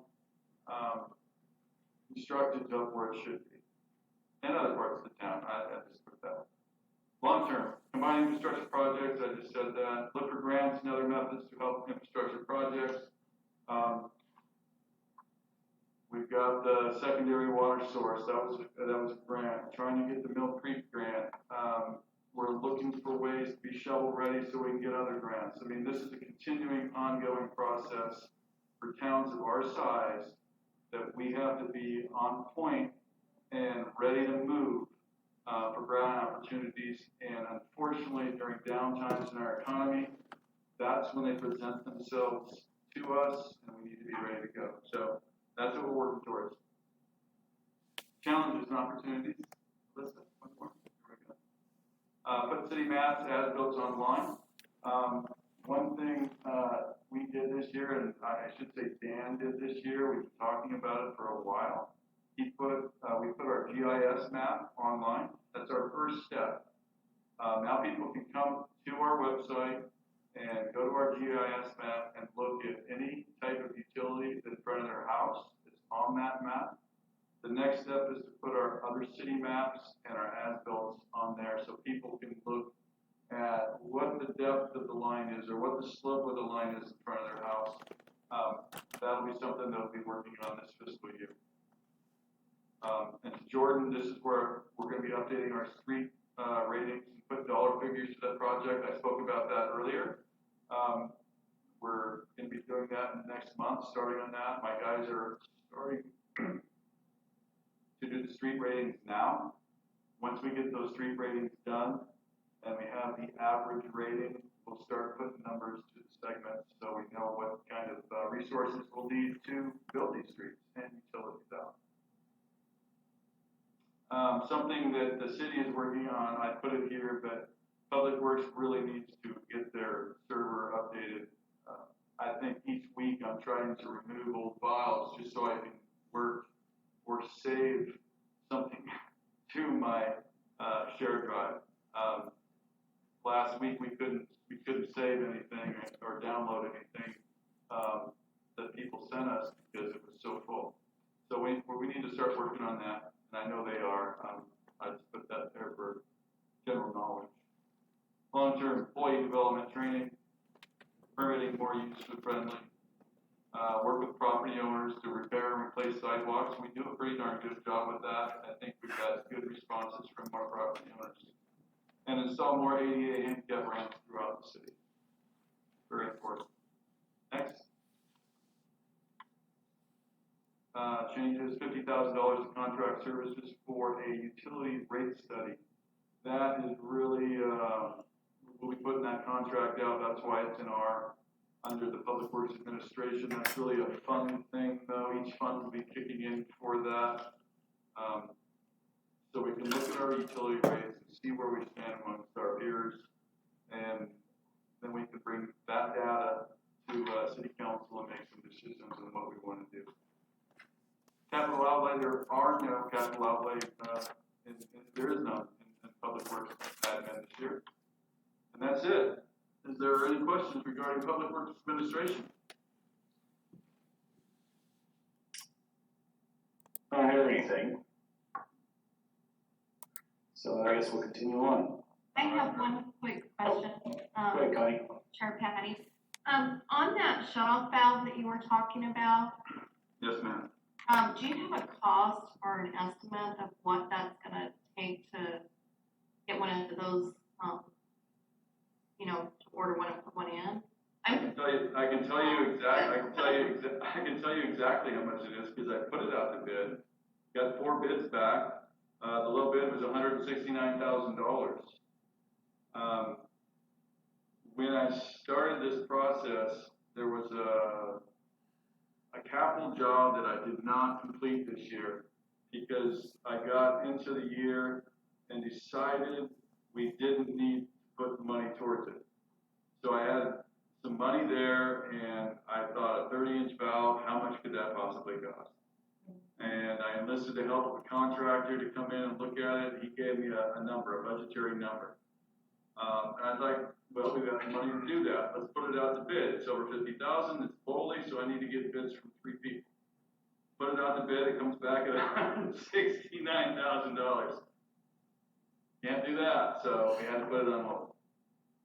Just a follow-up to that, how much would it cost to replace the field if it was breached and you had fuel in there? Oh. Clean the field and get some I would have to get environmental folks in. I would have to get the Oregon Health Authority here. I wish I could tell you. Here's what I can tell you. We spent $570,000 on sand last year. So I don't know if we'd have to replace all the sand, but if we did, multiply that times 3, and that's what you're looking at just for the replacement of the sand. Yeah, I'm thinking cost benefit here, and I think just the benefit itself speaks for it. It definitely sounds like an important project that we should be looking at pursuing as a city. Because in the long run, it's gonna save us tons of money. It possibly could. I hope that doesn't ever come to fruition, but I would agree, which is why we looked at it. have insurance on that too. Thank you. Thank you for your answers and all the hard work you do for us. Yes, thank you. Any other questions for Lance at this point? Okay, don't hear anything, so we'll move on. SDC funds. These are funds that we receive when there's any type of development in our community. We charge developers or builders money to use our existing facilities as well as help pay for master plan projects. I won't go into the percentages of each, but what I will say, when a building permit is issued, they pay a portion of SDC fees. This is reflective of those fees. So I'll just go through each one of them, and if there's something that really stands out, I'll talk about it. SDC rates, they increase by inflation. We use the engineer news record annually. It's usually in June. So this estimate of 1%, 1.6%, as you can see, was based on the April 27th ENR magazine. It could go down, it could go up. We won't know until June, but the estimates, I wanted to show you something. So as of right now, the ENR rate index is 1.6%. Parks SDC fund, we collected 12,800 last year. We project about 80,900 for next year, and 143,000 of that we transferred if we get the Mill Creek Park OPRD grant. It'll go towards our match. SDC fund, we collected about our street. We collected about $15,000 in the streets. We project approximately $68,000 next year to be collected. We will transfer $202,000 of that money to the street fund to complete the transportation system plan, as well as the design for the roundabout. That is a master plan project. We can use a certain percentage of our SDC funds to fund that, so that's where a portion of it will come from. And then developer reimbursements of $38,000 in the form of building permit credits will go towards Stayton homes. So how we usually do that, we calculate the work they do in the streets. So they did some frontage improvements out front. I don't really know if I should get in the weeds on this, but just to say that they did $38,000 more work in Shaft Road that they would have to do if they were normally just building a road. That's what those SDCs are for. But instead of just cutting them a check, we give them a credit when they come and get a building permit. And that's what that reflects. So $38,000 will go to them. Each time they go get a building permit, a portion of that $1,200 will go towards the credit. So easy way, the city doesn't have to cut a check, and they get their reimbursements back. And that's pretty traditional. It's the way most cities do it. Water SDC fund. We collected approximately $100,000. We project about $86,900 to be collected. That's supposed to be 1920 or 2021. Developer reimbursements of $55,000 will be credited Hayden Homes each building permit, and that's divided by 51. You know, there's 51 lots out there, so each building permit they'll get a credit of $1,000 because they put that 10-inch water line in for us. Next. Sewer, we collected $30,000 in SDC fees. We project about $62,600 in SDCs to be collected. Developer reimbursements, again, Hayden Homes, they constructed that 12-inch sanitary sewer line for us. So we'll be giving reimbursements of up to $40,000, again, divided by 51. There's 51 lots, so that's how much they'll get per house. And we'll transfer $250,000 of that SDC fund into sewer SDC to complete the wastewater master plan, which is 100% SDC approved plan. I mean, that's how you pay for the water master plan, is through SDCs. And the I&I abatement study. That's what those funds are for. What I will say with that is that the total project last year came in at $350,000. As of March, we had our consultant had charged us or invoiced us about $40,000. So by the end of June, I was not sure and confident that they would put in $175,000 of work. So that's why that number is more than 175. The total project will not be over 350,000, but the allocation per year may be different than 175 per year. it may be 100,000 this year and 250 next year to make it to 350,000. That's why it's higher than normal. Sorry if I didn't communicate that very well, but the cost of it is even higher than what normally, than it was bid at. SDC, stormwater SDC, collected approximately $9,000, projected about $74,800 in fees to be collected. The city will reimburse the developer up to $50,000 for construction of an 18-inch storm line down Virginia, from 10th Avenue to Virginia Avenue. This is a master plan project, and so we'll be reimbursing the developer up to that. And we're going to transfer $26,200 from the stormwater fund to reimburse that developer. And next. That is it for SDC fund. I'll take any questions that you have. Do you have questions for Lance on SDC fund? Okay, let's move on. That's it for Public Works. Thanks very much. Thank you, Lane. Thank you so much, Lance. All the extra details are really helpful in understanding what you're talking about and what it all means. So thank you very much. Thank you, guys. I am bringing Susanna on real quick. It looks like maybe she's on. I'm here. Okay, great. Hi. There she is. Might have to click on the screen. Keith and I are going to talk to you about the facilities fund. Did you want to start, Keith? Yeah, let me, See if we can get this going. hold on. There we go. Okay. There it goes. So one of the first things that we talk about every year is our facilities fund is something we started 4 or 5 years ago now. I'm trying to remember, it's been a little while, but something we started not too long after I got here, which is we pay ourselves as tenants for city buildings, most notably in the police and the administration office. So what you see is a transfer treating us as a tenant for $1.28 per square foot for police administration.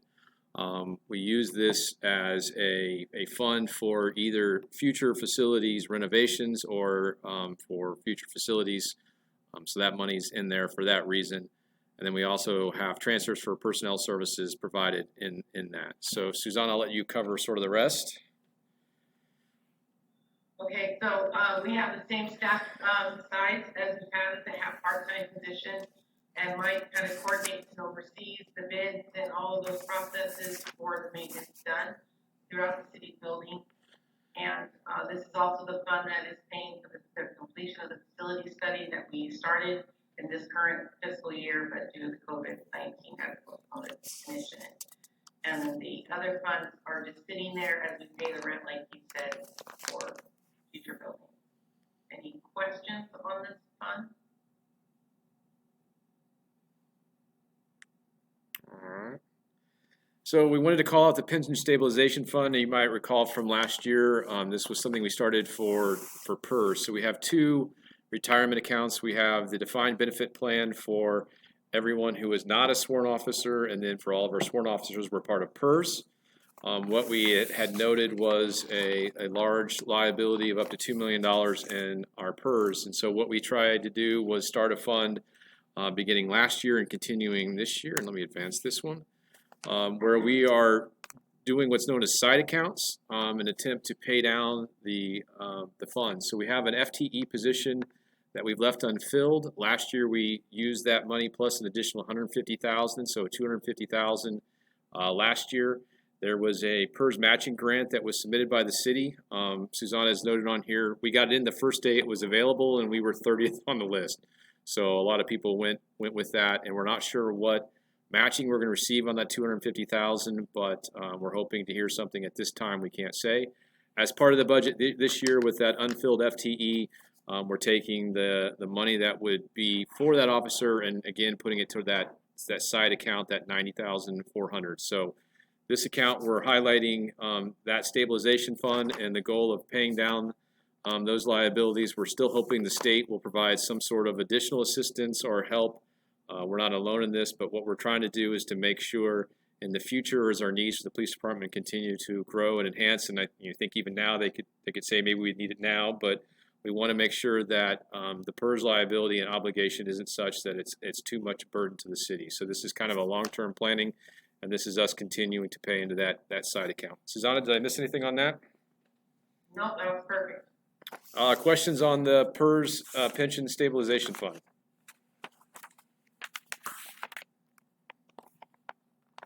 I think we're good. All right, Susanna, this is going to be you. Okay. The joy of the wrapping the budget together into one big package and looking at the big picture. Adding this year, looking at the 5-year forecast more closely, kind of getting an understanding of when we approve a budget, the big picture, and really how to go from there. So I'm going to kind of navigate you through the tools we use for the forecasting pieces and have conversations. And staff is here, if they're the experts on some of these funds, if we have special questions. So starting back up in your book, on page 87 through 101, is this 5-year projection in the budget document that Alyssa's provided for you. We have 9 of our funds that we're focused on in this projection, and CC funds are not in here at this time. And we're going to kind of walk through. Next slide, please. I was going to go change it on my screen. We got you. I'll wait. Yeah, let me change the slide for you.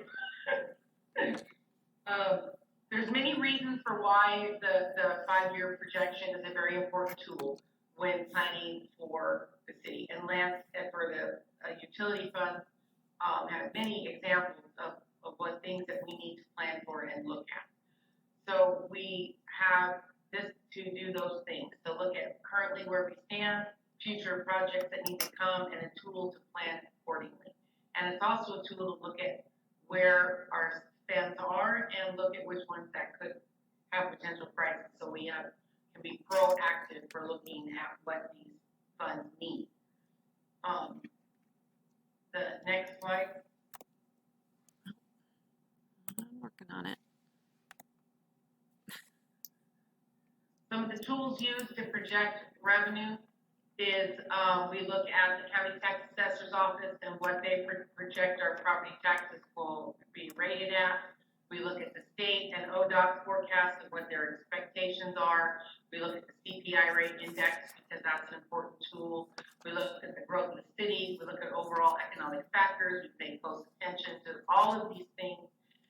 The forecast is as much an art as it is a science on how we think things play out as we put these together. In your packet, starting in those on pages 87, there's a list of details of where we use the percentage of growth for revenues and things like that for those things. But these are the tools we use. They're not perfect, but they do give us a close. I mean, if we were looking at last year to this year, nobody would have seen COVID-19 coming, so we would have had no idea to prepare. But now that we know it, we adjust it a little bit to the revenues of what we expect to go forward.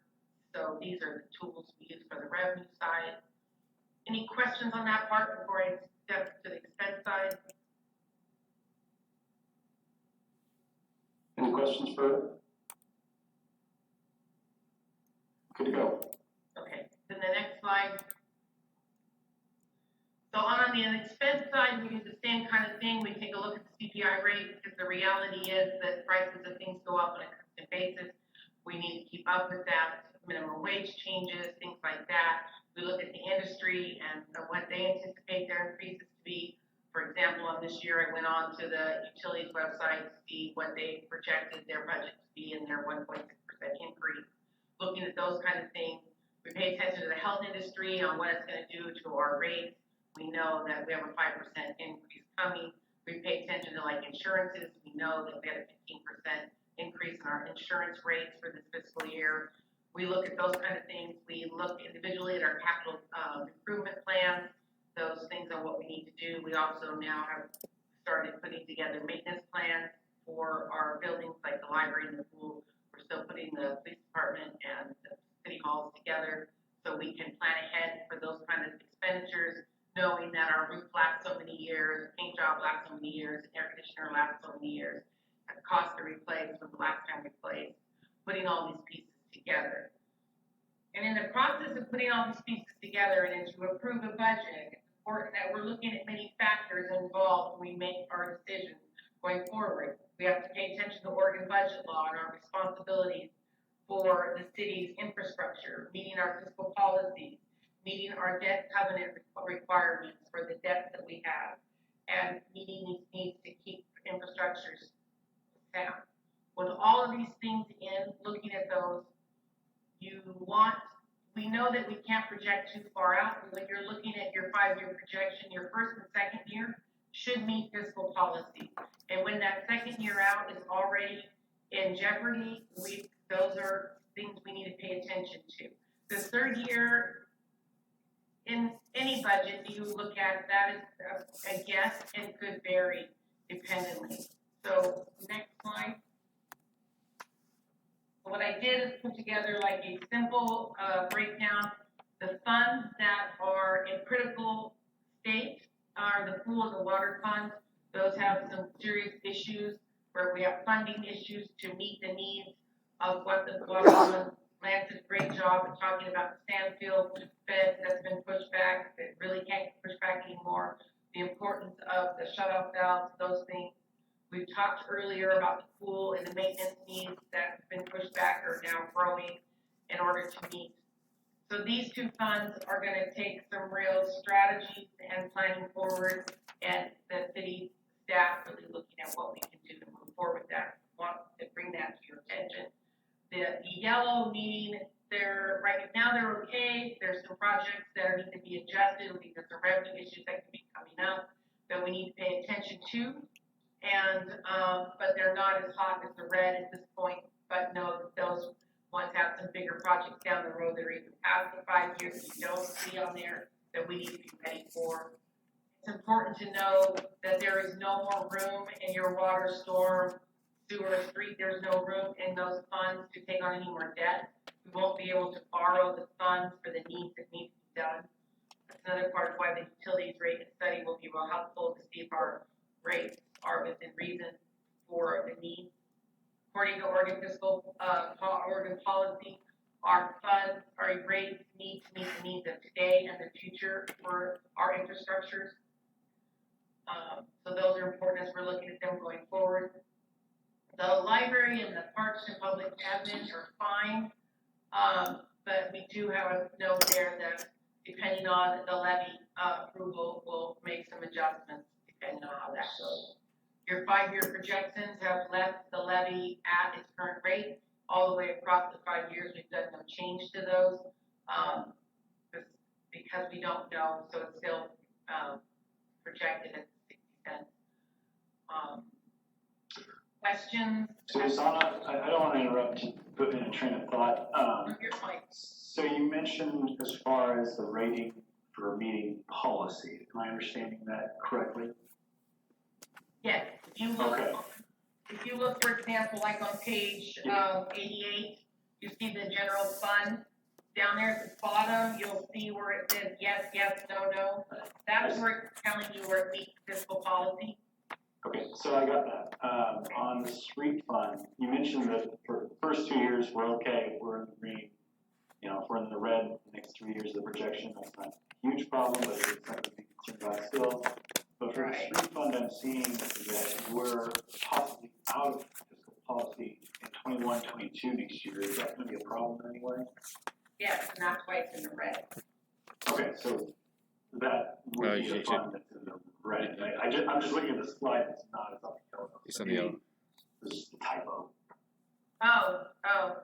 The reason we left the streets on the yellow is because there's some projects in there, and Lance can speak to those, that are goals that we could push back to prevent. At this point, they're here, and on your capital outlay, the projects are listed out for the street, but we can do some adjusting on those to not let it go to red, so that the second year out does do better.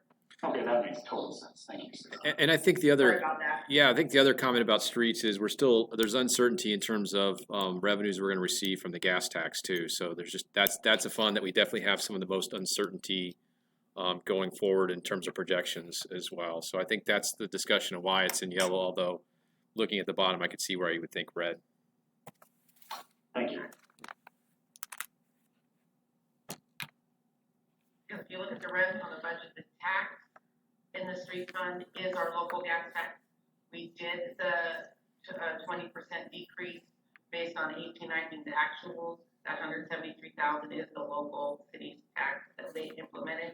And then the intergovernmental tax and revenue, that is the ODOT tax revenue that we did the same adjustment to. Other questions on these funds?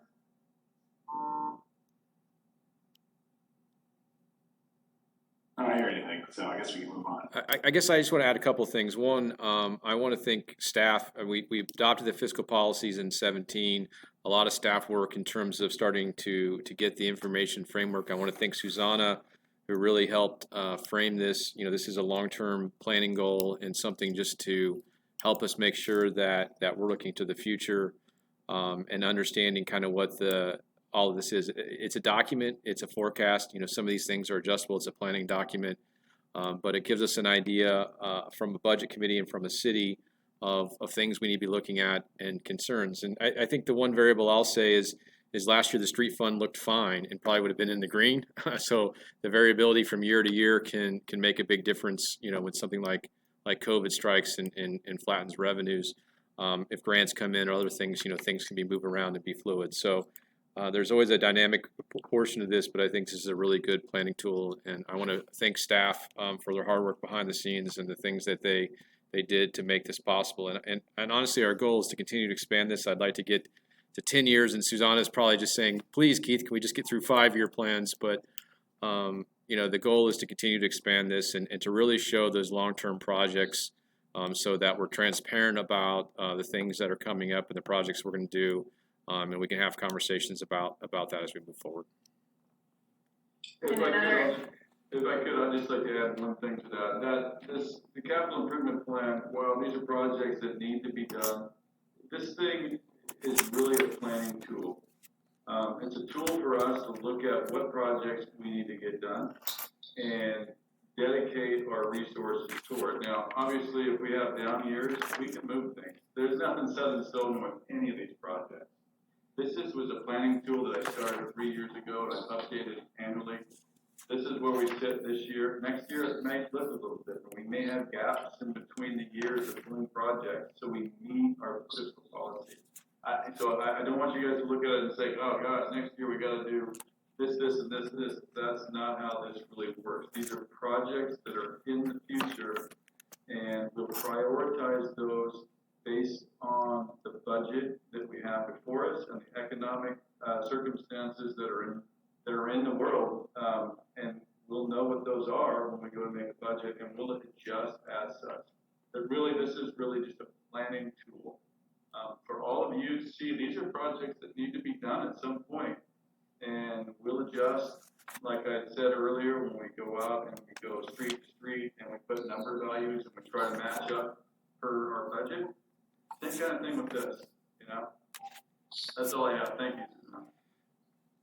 That was what I was gonna add, and for the two funds that are in the red, we're looking at lots of different options, and we'll bring those to council as we develop them to find ways, because those two funds actually have things that are more critical that we can't move around as easily, or we have pushed them back as far as we can push them back.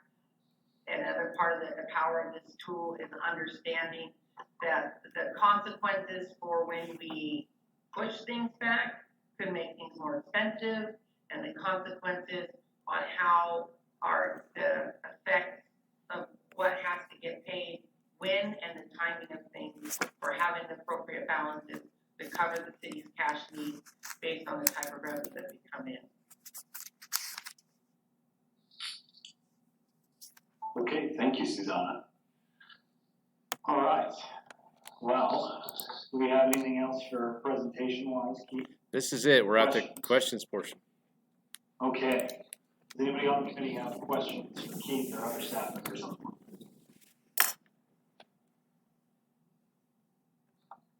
Okay, hearing none, I guess we'll go ahead and move on.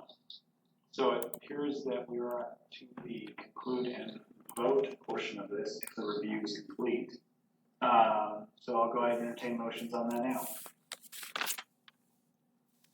Hey, Counselor Patty, Yes, go ahead, Councilor. when is the time? Is it now to talk about the stuff that we were going to discuss, for, grant and COVID-19? Okay, so Keith, do you want to handle that? Yeah, and Dan, we might need to bring Dan in too. So the conversation was on a grant program through the state that we had been notified of yesterday. Dan took a more in-depth look at that. The budget for that actually would be in this year's budget to get that matching grant. So we've met already to have a conversation. Susanna was part of that conversation as well, to look about a program. We're going to work to try to get that in front of the council as soon as we can. There's a pretty tight time frame and turnaround. Honestly, I don't know if we'll have it ready for the agenda when it goes out first thing on Wednesday, because that's when it's due, but probably on Thursday we'll have an addition to the agenda to talk about that. It's a one-for-one matching grant with the state for businesses based off size, and so we were able to dive into that more detail today. Do you want to see if we can bring Dan on to see if I miss anything? Yes. I think that you pretty much covered it. Ask and you shall receive. The applications for round one of that meeting are due by 5 p.m. on Monday. And we intend to submit an application to Business Oregon for $25,000 that we will match with $25,000 of city money from this current year budget. And that $5,000 grant program for businesses in the city limits of Stayton that employ 15 people or fewer. And Dan, that's coming from your budget this year from your contract services, correct? Right. It was money that was budgeted in this current year for implementing the economic development study and did not get contracted out. So that's what I can say about that program now. There can be other discussion, but we just wanted to have that discussion on what the plan was. That's been pretty fast moving. Like I said, I got the email yesterday. Dan this morning dove into it, and we had a meeting this afternoon to sort of formulate that. I am concerned, like I said, with that the agenda that we might not have it initially, but we'll get it added once we can fully formulate. Dan might be typing away as we were having this conversation. So, but we'll have something so that we can do that. We're also, working on how to equitably do that. What will happen with the council on that one is we'll bring it forward and get your blessing, or if you decide you don't like what we're doing, then we can withdraw the application. That's sort of where we're at. But these are pretty tight time frames to turn around. So we felt like that was a good bang for the buck in trying to leverage some money that's available. Yeah, that's amazing. Thank you guys so much for working on that and doing it in such a quick turnaround time. My goodness. So is there anything that we can do for this coming budget year then for help out residents or repeat this in a different way? Maybe look for other grant options that might come along during this next year that we could help small business owners, nonprofits, and residents with, some of these problems that they're having with either paying their city water bills and I know that you guys have a whole program for late fees and everything, but I mean kind of a forgiveness program or partnering with some of our internet providers around here to help pay for internet for our citizens or for our residents while we are going through this pandemic and for however long that is. Councilor Patty? Yeah, go ahead, Councilor. So we have guidelines for our community grants that we have, and I see the need. I know that, Council Hook and Connie had mentioned, you know, they feel that there's a need as well. I see that need there, like you're talking about the, internet and whatnot. I'm just not really sure where we're gonna be able to find that, anywhere else in the budget, and that doesn't take away from, you know, other much needed resources that the whole community uses. So is that something that the council wants to consider to change our guidelines on who can apply for those community grants? And maybe we can try to work with the internet companies to, I don't know, partner with us, and we can, you know, use some of that money, you know, because those were for beautifying projects, you know, for our neighborhoods and whatnot. But if they can go to families that need it, then I would be interested in doing that. That's an interesting idea. Keith, have an answer for that, or one of the other staff? Yeah, I'll swing. I'm sorry. I'll swing. Hold on. Let me unmute. Oh, you're on mute? Yeah, let me unmute. Yeah, I mean, I think obviously that's one idea we suggested, which is just that, is to reevaluate for this year. It's a unique time of how you wanted to use that 30,000. You know, Dan has some, you know, again, money for plan next year for economic development if you wanted to look into that. You know, as we've gone through the budget of something else you saw that you'd like to change. But I think, you know, one of the more logical or simpler solutions in terms of budgetary would be to say, hey, we'd really like to reevaluate how we do those community grants for this year to be something of more of a need, and kind of help staff identify what you want to see, and move forward with that. I mean, it's your grant program, so you can definitely do with it what you want. Councilor Patty, follow up. Go ahead. So I know, and you know, listening on the League of Oregon City calls, and Keith had mentioned it yesterday, that we're not getting a lot of those federal dollars coming specifically to our community and to smaller communities like ours. And so not only are we worried about loss of revenue, but we're also not being able to replace any of that. And so, you know, we're already seeing, you know, down the line that we can have some issues. And so if we can try to, you know, I don't want to say that we can't help people, but if we can try to kind of guide them to those resources like Marion County, and the state resources that are getting the money, I mean, I think that education piece is probably, you know, a better source than trying to, you know, pull something from some of our resources where we're gonna fall short. My input on that. Councilor All Patty? right. Yeah, go ahead, Councilor. I'm a little bit confused because the community beautification grant, I can't remember the exact name for them, the $30,000, that is for the council to make those decisions, and the budget committee, isn't that when we're supposed to make those types of decisions with what we might do with the money? Like with the council stipend, we talked about that we might talk about that, so we planned for it in the budget, but then we didn't end up doing that this last cycle at all. So I'm just curious why we couldn't try to do something for our residents that are, you know, paying taxes and they're not getting help from the state, they're not getting help from the federal government in the way that they need it. So it's kind of our job to take care of our communities also, because they are constantly taking care of us by paying their taxes and living in our great city. So I just don't understand what the issue is with reassigning for one, you know, for this one cycle, in a time of need where we're in a serious pandemic where people are really, really struggling. I wanted to clarify that I was. Wait, okay, go ahead, real quick, do we have a question there from Councilor Hook for staff? Yeah, I'm curious why we wouldn't be able to do that. I mean, it sounds like we can, but then we can't really allocate that money anywhere else. Other than, you know, where, I mean, it's not like we can like go throw that into the water fund or anything. I don't know. I have a question. maybe I just misunderstood Councilor Gordon. Before we get to you, Luke, real quick, staff, do you have an answer for Councilor Hook's question on that, or?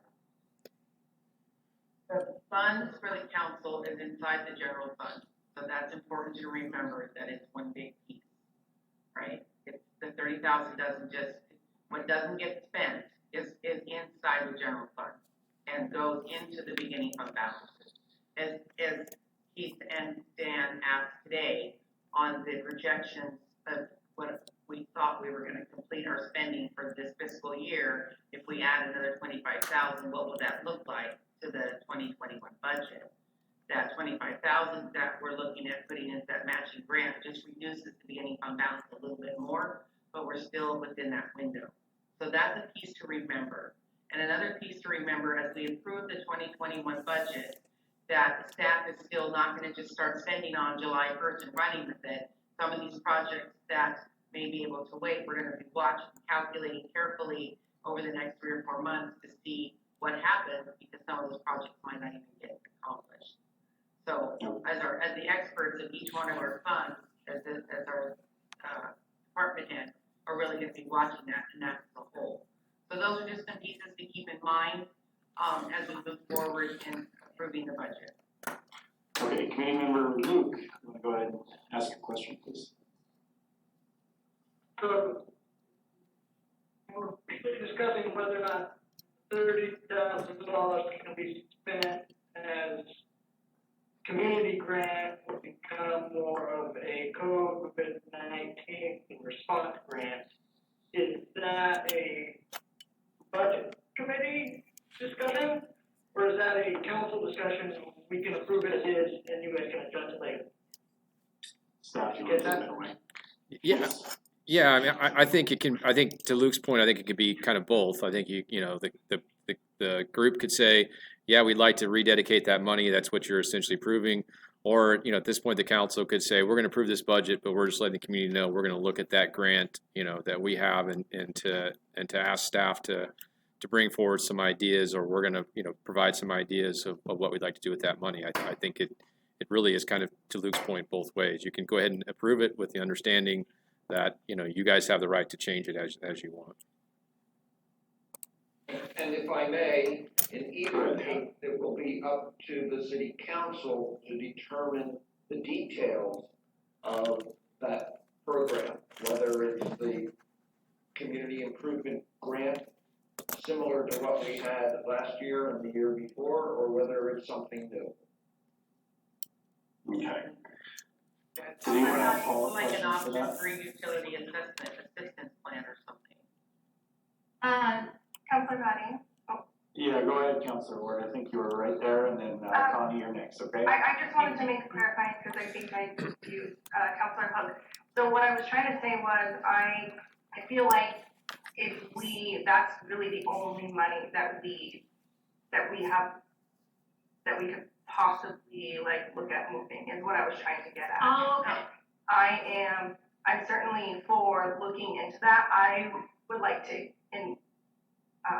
the way that I'm thinking about it, I would like to keep it the way that it is, and then as a counselor outside, or as a council outside of the budget committee, then we can try to rework, just essentially what Keith said, is try to rework that and figure out, and that way we don't have to hone in on that right now. We can look at the details at a later date.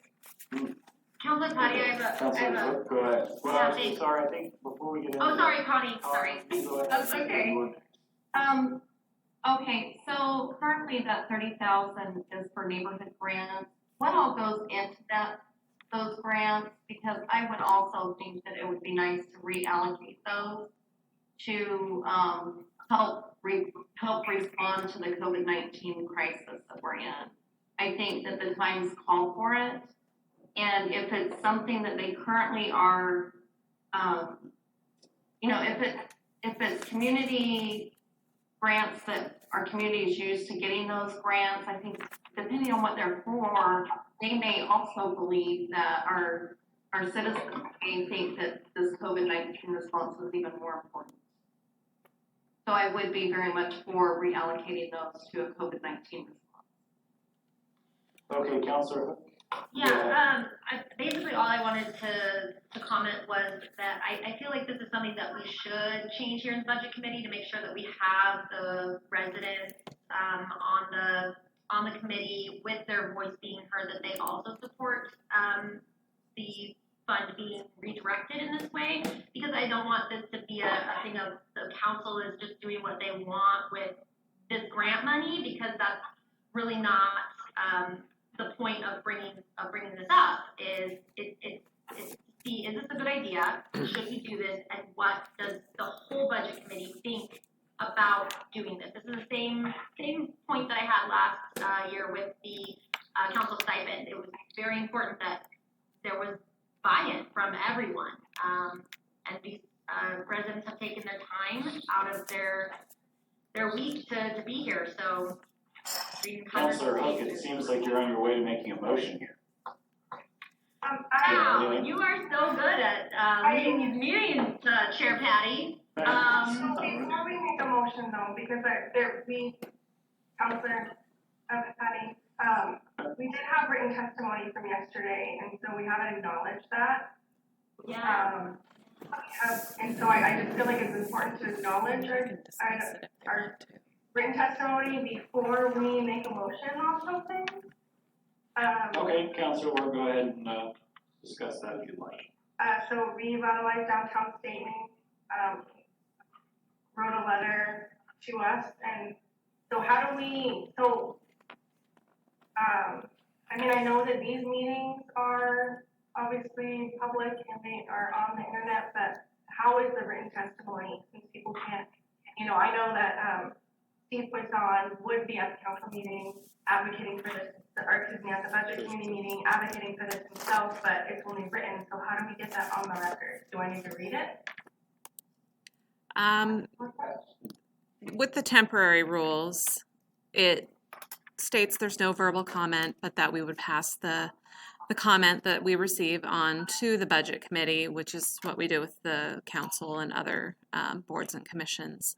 So I don't think it has to be read into the record. It's considered public comment. It would be what is done, say at a council meeting, if someone were to come to the microphone. It's supposed to, I guess, replace that. But I guess Keith's got something. Yeah, I want to add something too. In these budget meetings, we don't have public comment. This is a work session with the budget committee.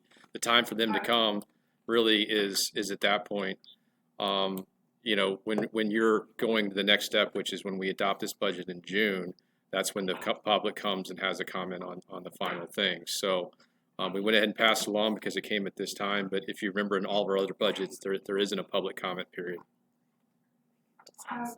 Councilor Patty, Councilor Ward, go ahead. to that point, if we are trying to solidify this budget, and then we're trying to change, we say that we're trying to change one fund over to the other because we want to make sure that that's, solidified here, but then we're not. But then we're not taking into consideration that Revitalize Downtown Stayton is looking to receive funds possibly from us if we're not allocating any funds here.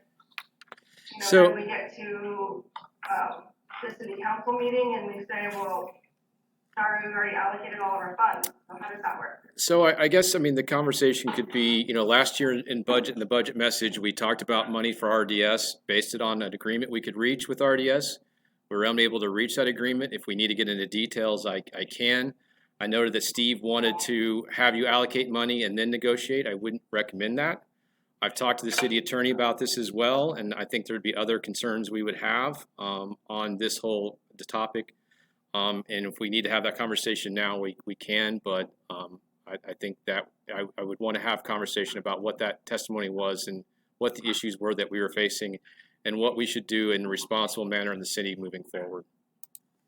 I just thought it was irrelevant because it was part of our comment. Yeah, we can discuss it. And I can discuss, last year we said a couple things that any agreement would need to be formalized with the city. We attempted for the course of a year to do that. There were 3 sticking points that we had with RDS.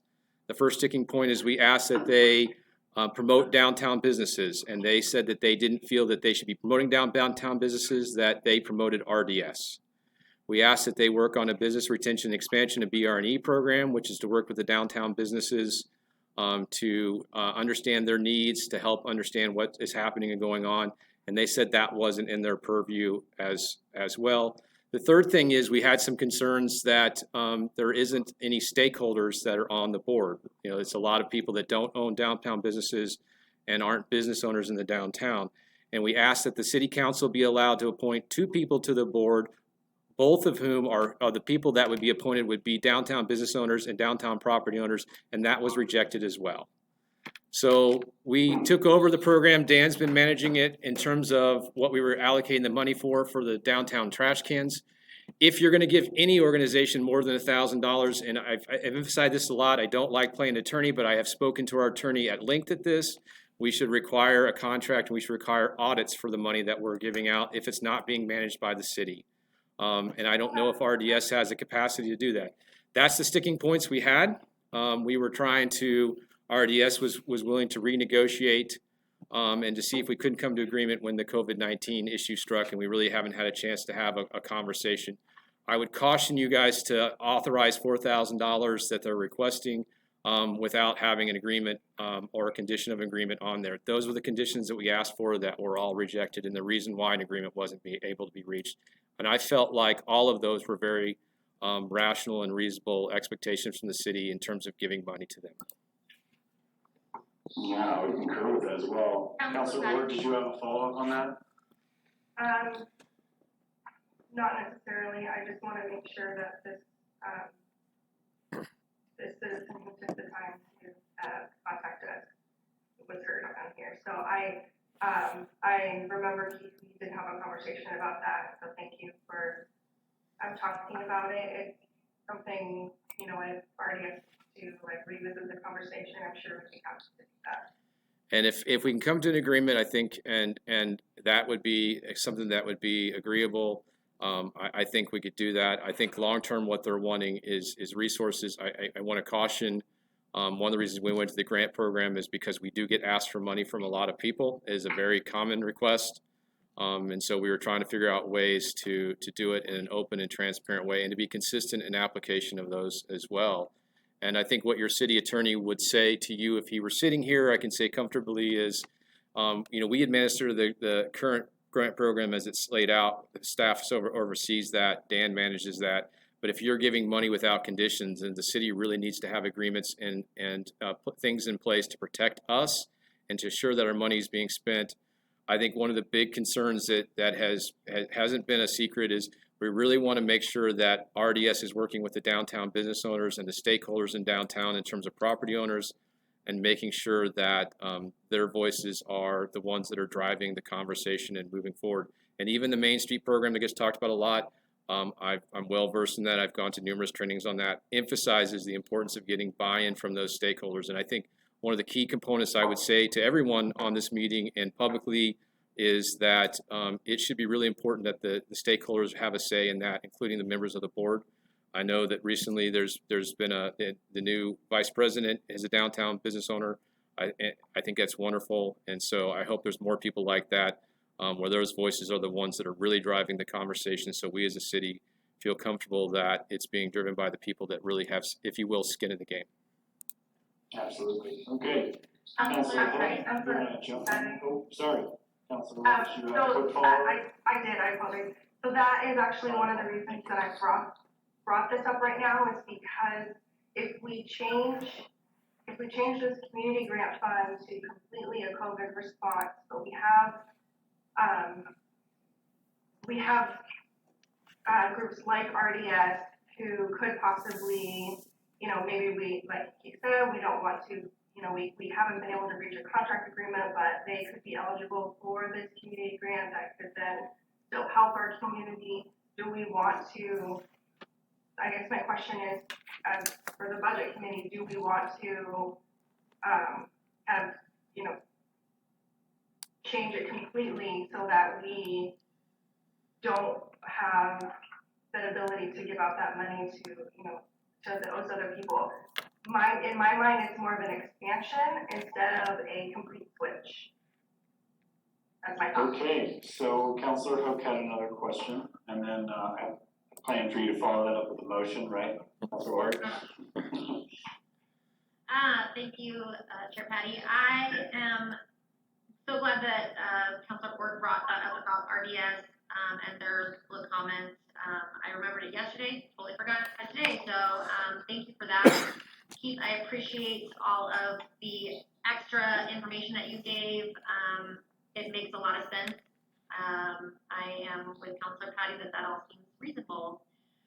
What you guys were asking, we should definitely be tracking how our tax dollars are spent. That's kind of been our job here. So anyway, I would still like, after this conversation, I would still like to see this be a grant program for COVID-19 because of the severe state that we're in right now. I just think that we're in these unprecedented times, and this is really truly important. And I'm not saying that RDS is not important. If they have COVID-19 related issues, they could also then apply for part of this as well. I'm just saying we should restructure this in a way that's like need-based on how you've been affected by COVID-19. It should be open to nonprofits, small businesses, residents in different capacities. But we can do the stuff in the weeds later. I just feel like focusing on COVID-19 is a little bit more crucial right now than beautification project. Okay, we have a question or a motion on that. So I would like to move, thank you, Councilor Penny. I would like to move that we adopt the, where is that? Is the thing up here? I would like to move that we approve the budget in the amount of $24,925,430 with the modification or amendment that the community, the 30,000 community grant be reallocated to a COVID-19 relief. Okay, we have a motion, do we have a second? I'll second. Okay, we have a motion and a second from Councilor Mullen. Alyssa, could you please pull the council? Yeah. Discussion, I think. Oh, sorry, my mistake. Is there any discussion? Councilor Patty? Yes. So I just want to kind of follow up with what Keith was saying. The way that Dan kind of laid out the community grants, that the way that we do this with COVID-19, because to your point, Councilor Hook, there are people that are really struggling, businesses that are going to be really struggling, and I want this proposal to be fair. And I want this to go, the monies to go to the people that are going to need it the most in a consistent manner. And so I would absolutely vote for this since I seconded it, but under the assumption that that when we spell this out, that we do it in a consistent and fair way. Good points. Does anyone else have items for discussion? Mayor Mayor Porter. Mayor Porter, go ahead. You need to be unmuted. Okay, Yeah. we're getting there, sorry. Let me get there. I'm on my, okay. I don't know why, but it does not want to let me unmute him. There we go. Yeah, you're on. Yes. How's that? Okay, Mr. Mayor, go ahead. Hello, hey, I like the idea of, that then use of resources is a separate discussion from what we've suffered through and listened to for the last couple of nights. And we start redirecting our purpose here, however well-meaning, it just creates confusion, more than necessary.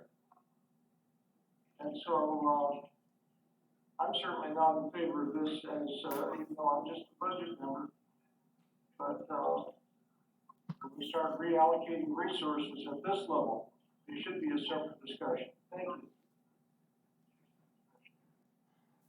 Okay, thank you, Mayor Porter. Does anyone else have items for discussion on this motion? Yeah, Brent Walker. Okay, Councilor Hooks, go ahead. It's my understanding that this is the exact time that we would be coming forward to be talking about reallocation or edits to the budget. I don't know of another time that we would do that, considering we just got the budget document last week.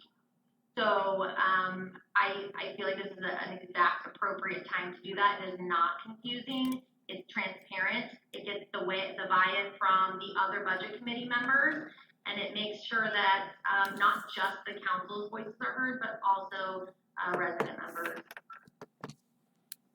Okay, real quickly, Oh. did Brent have something? Yes. Yes. Yes, he did.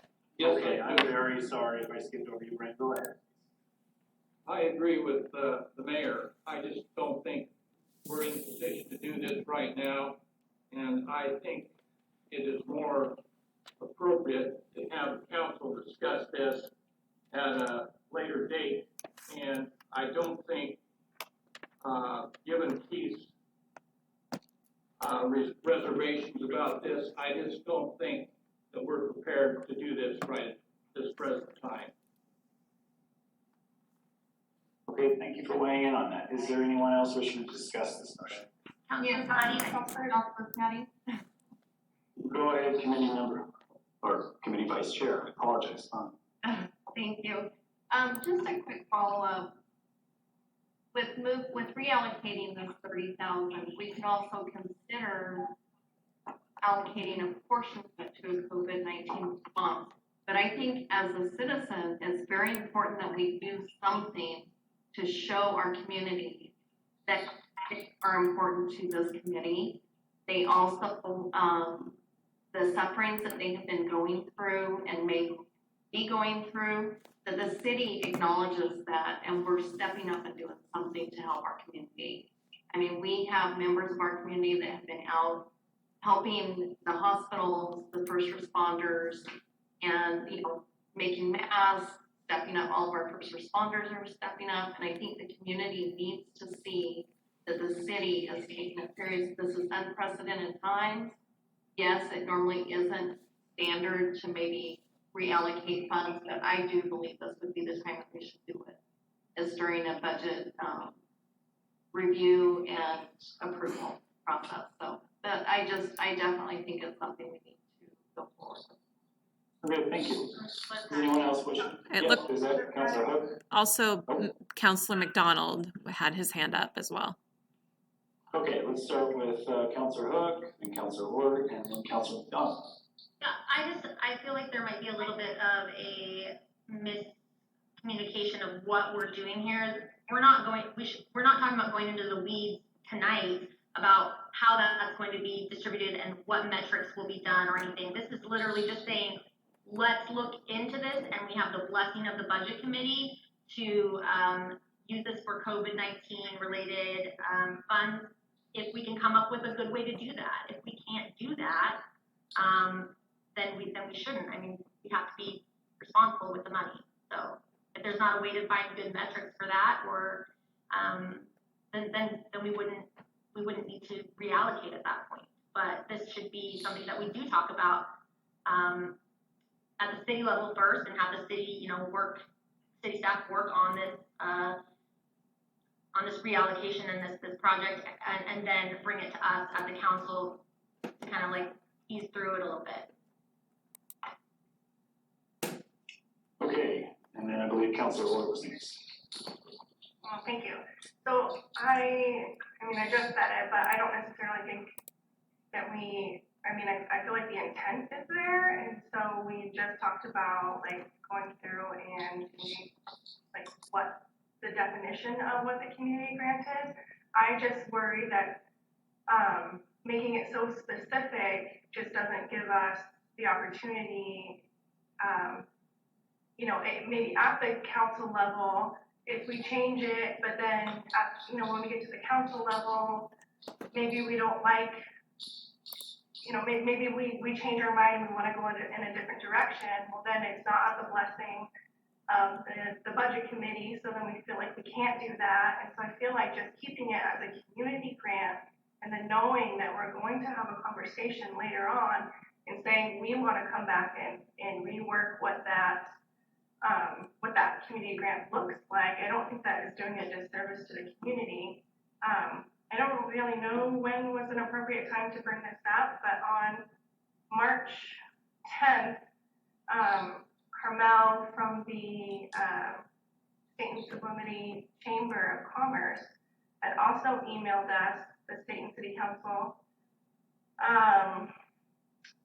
talking about the chamber and what it does for the community, and also wanted to do a presentation to the budget committee and request some allocation of funding. I don't know what that looks like, but my thought is that the chamber does a lot for businesses too, but I don't want to pigeonhole us to where like she wouldn't be able to apply for a community grant or something if it fell within those guidelines because it wasn't specifically COVID related type of thing. I don't even know where we put that allocation even, but I thought that it was important to bring it up because she did contact us as a council. Yeah. Okay. So real quick, we need to get to Councilor McDonald, make sure that he gets to weigh in on this discussion as well. Thank you, Councilor Patty. I just wanted to say that I'm 100% on board with the idea of a COVID relief in some form. I almost hesitate to jump into it as quickly as we're doing because we don't know, we haven't discussed any metrics, we haven't discussed any dollar amounts, what we're helping people with, how many people we want to help, how that application process is going to work. We don't know if $30,000 is going to be enough for what we want to do or too much for what we want to do. And forgive me for being the newbie, but I don't know if after this budget is approved, if we have leeway to create an additional fund aside from the community grant program.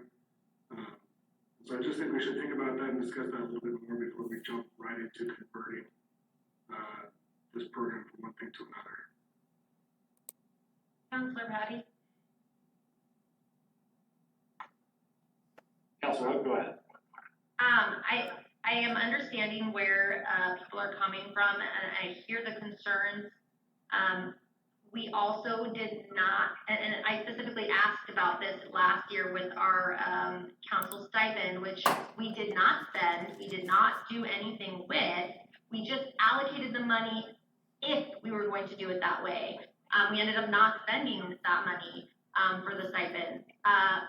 What I think that we need to look at is that this is kind of the same type of situation where we are just allocating it, saying, let's put it over here, and then if we don't spend it, like, we can, I believe, now correct me if I'm wrong, Keith, I believe we can come back, and if there is no need in the city for COVID-19 relief, we can reallocate that money back over to community grants later. I have a hard time believing that Carmel and RDS can't find some way, so the chamber, Stayton Slate Chamber and Revitalize Downtown Stayton, that they wouldn't be able to find a way to help the downtown community, the small business owners there, and Stayton business owners as a whole.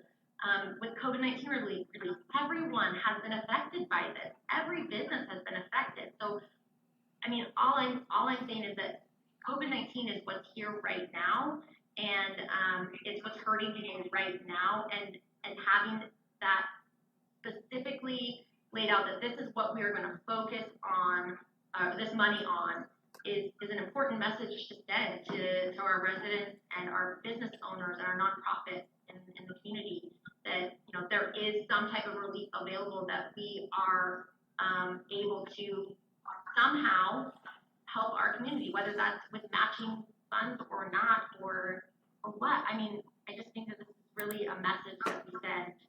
We didn't have 10,000 of this allocated last budget, And, you know, this is, I think, our second or third year doing something like this, so it's a pretty new program. So I don't think anyone is relying on this money quite yet. Okay, does anyone else want to contribute to this discussion before we vote? I believe Luke had something. Oh, okay, Community Member Luke. I'm all for transferring and releasing this money to be used for the COVID-19. I would probably more go towards a 25,000 towards COVID and leaving 5 for the community grant. And I'd also be very interested in being included in the conversation where we decide how we're gonna move forward with the COVID-19 response, structure. That way there's more community involvement in that, it's not just council. Okay, so is anyone else wishing to speak before we vote on Councilor Hook's motion? Okay, I don't hear anyone, so Alyssa, would you go ahead and pull the council? Yes, let me get my list here. Thank you so much. Yeah, and I'm gonna start with the mayor, because it let me unmute him this time. Mayor Porter? Yeah, with the COVID on, caveat, excuse me. Yes on the budget, no on the amendment. Okay, well, the motion includes both. Okay, so no. Okay. Counselor Hook? Yes. All right, sorry, I'm gonna try to make notes as I go through these so I can have a count. Counselor McDonald? Yes. Okay. Counselor Mullen? Some feedback there. Counselor Ort? No. Okay. Counselor Patty? I am going to go ahead and vote no on this as well. All right. Luke? I'm gonna vote no also. All right. Connie? Yes. All right. Ralph? No. And Brent? Oh, my goodness. Hold on a moment, please. Something popped up. Something popped up on my screen real quick there. Brent. Let's see. Oh, he must be muted. What was your vote, Brent? No. Okay. Motion fails 6-4. Okay, very good. So it looks like the motion failed. Is someone else wanting to make a motion instead? Or Councilor Hook, would you like to revise that and try again? I don't think that there is a way to revise it to make it any more general and easily moldable, so. Okay, I would entertain another motion at this point. Councilor Patty? Go ahead, Councilor Mull. I make a motion to consider approval of budget in the amount of $24,925,430 as presented. Okay, we have a motion. Do we have a second? I second it. Okay, we have a motion and a second from Community Member Brent Walker. Alyssa, would you please? Well, actually, let's go ahead and discuss. Yeah, Counselor Patty, I would like to make a comment.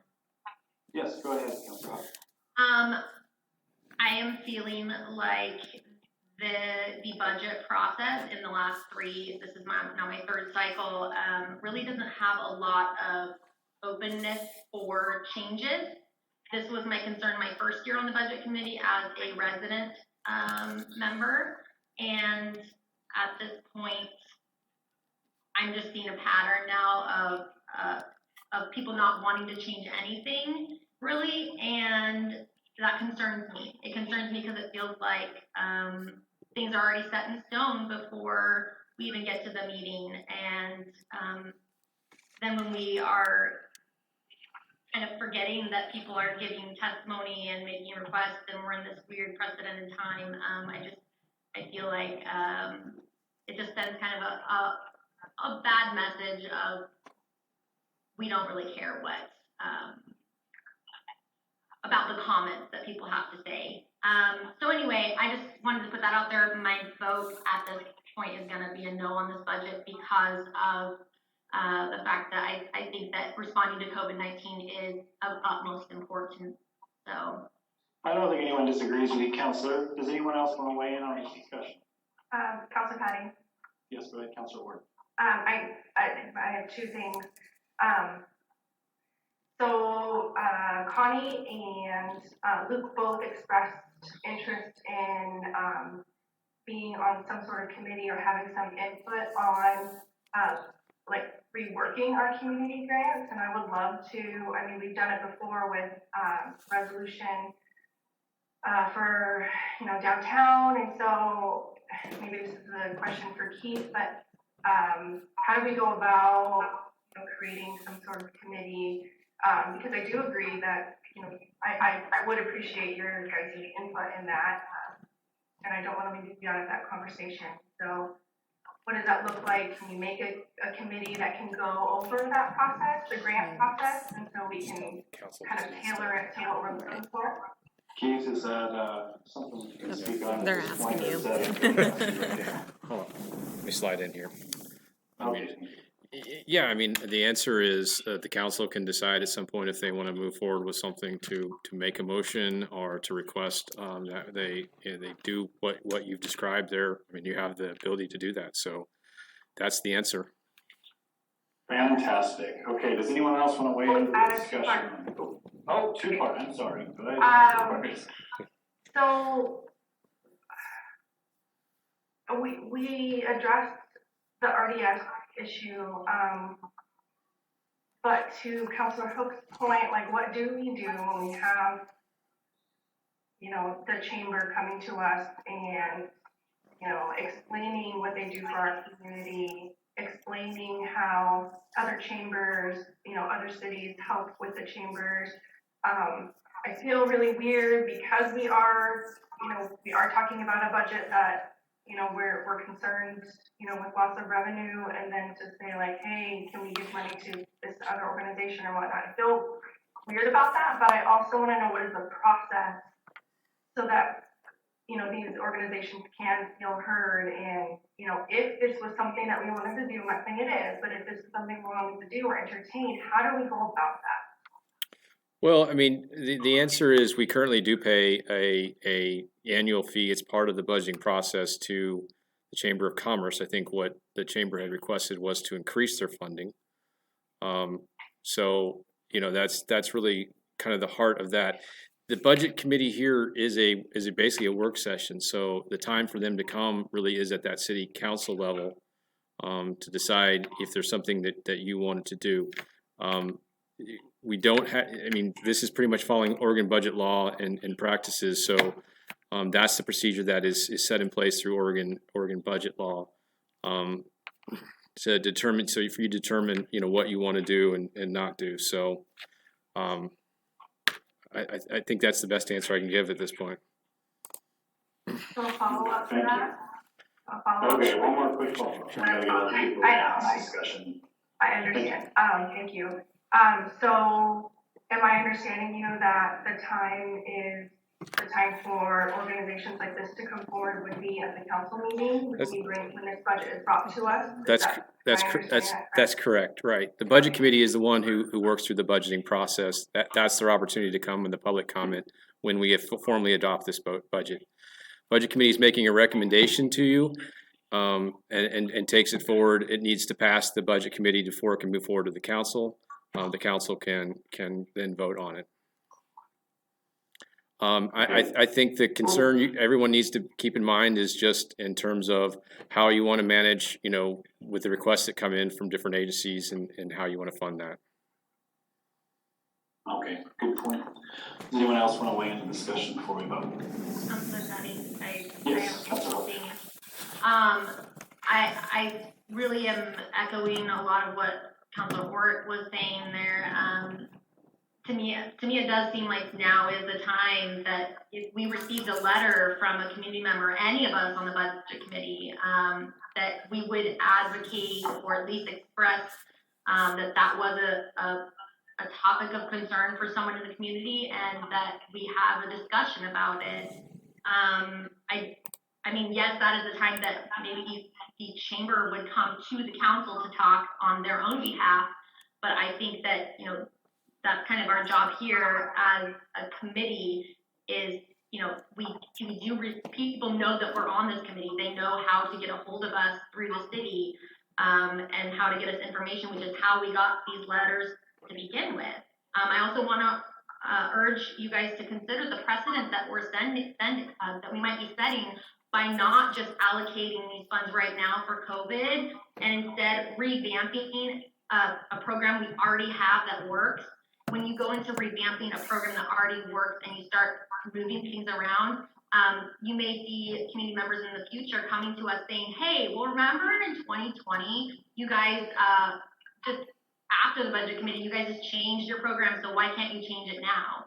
If we were to put this through as COVID funding right now and just saying, this is the label that it's gonna have on it, we can work out the details of what that looks like later and have community discussions of how that's gonna look and how we're gonna disperse that. It would make sense to do that now versus later, when it's just the council and people don't really, I know how our council meetings go. I know that a lot of the time it feels like we don't have the ability to really make those changes, or people don't want to sit around and to have the discussion. They just want to get out of the meeting. So I just think that now is the time to put the label on it and then have go through the weeds, dig in the weeds, or whatever you want to say, on all the details of how that's going to look. We've already got a motion on that, so right now, let's go ahead and discuss the motion that's on the floor, please. No, that is part of the discussion of the motion on the floor, Councilor Pat. It's part of an urge to vote no on it. Oh, okay, gotcha.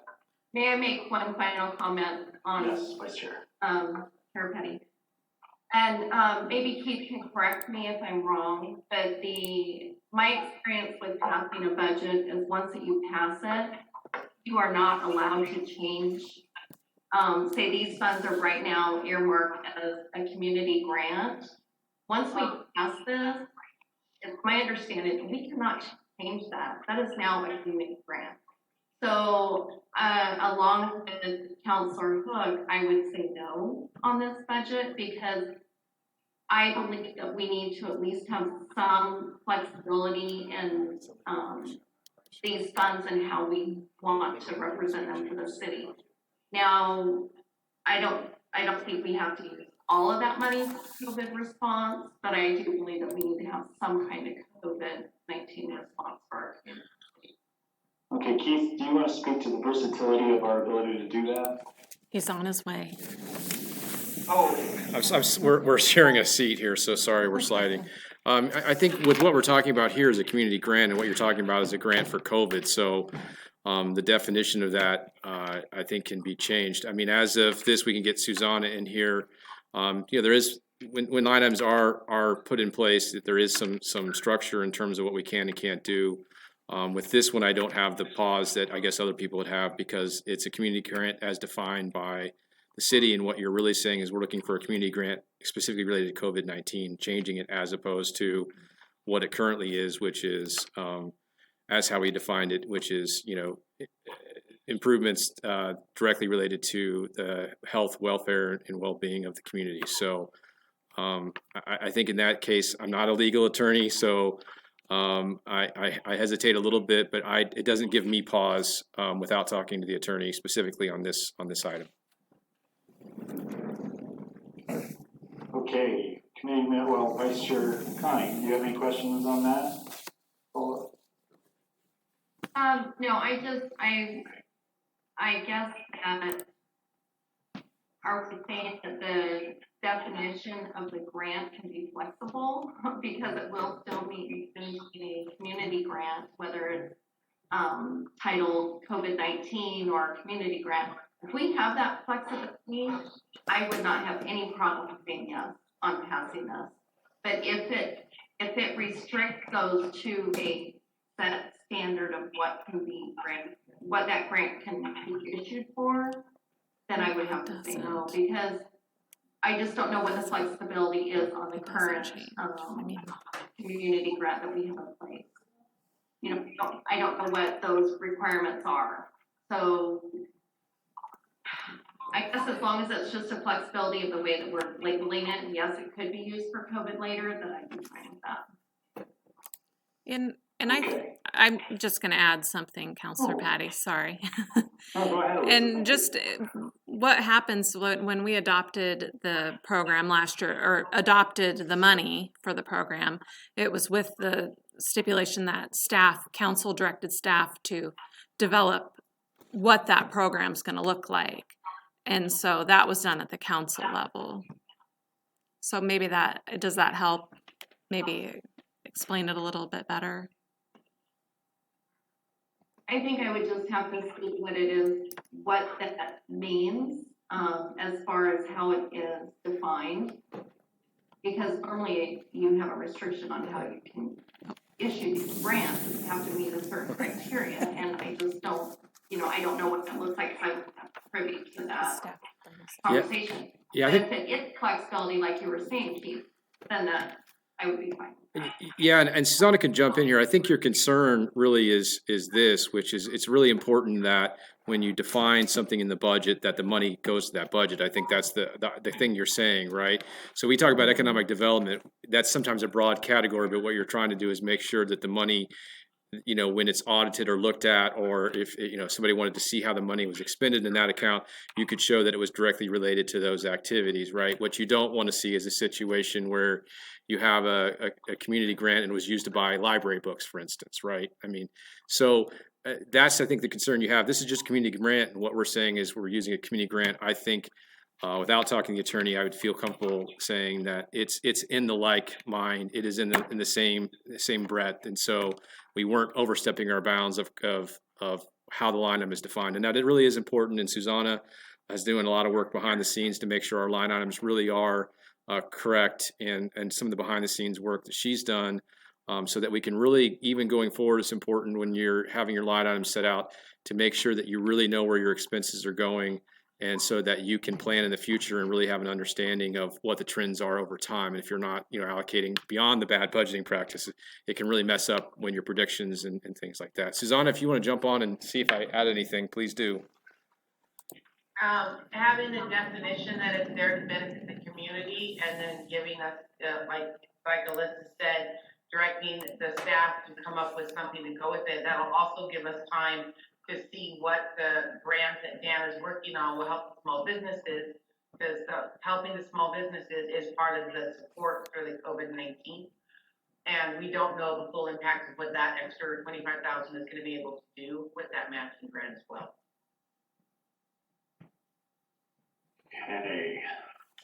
It is 9:17 p.m. The mayor Does anyone again. else wish to weigh in on this discussion? Counselor Patty. My health or hurt. I was given a note that the mayor and Mr. Fleischman may want to speak. Okay, well, let's start with the mayor. Am I unmuted? Yes. Hello? Am I unmuted? Yes. I'm unmuted. Hey, there's no one here that doesn't want to help the community in whatever way we can. And with some of these funds that we can reallocate, we don't have specific uses. It's the council will decide how to do this. It's just not. I just didn't want to tie it to that budget proposal. There's money there. We'll find ways to help the community, individuals, businesses. There has to be a little bit of trust here too. And so I'm ready to vote on this. You can drag it out all night, Chairman Patty, but I'm ready to vote on this. Okay, well, thank you for that, Mayor. I believe Mr. Fleischman had something to contribute. Let's see. He's not popped on. No, I I did not have No? anything to say. Okay. I also was told, a little birdie is telling me things, that Counselor McDonald and Mr. Walker may have something to add. Okay, let's start with Councilor McDonald. Go ahead. Yeah, and I think most of my thought actually was wrapped up by the previous comments, but I would say I think in agreement with the mayor and others that I don't think we need to get wrapped up in changing the name or the title on our grant program. I think that once we get this passed, with input from the committee members, the council can direct staff to maybe create a second set of criteria and a rubric like they had for the grant program in the beginning for COVID-19 relief. I don't think it will require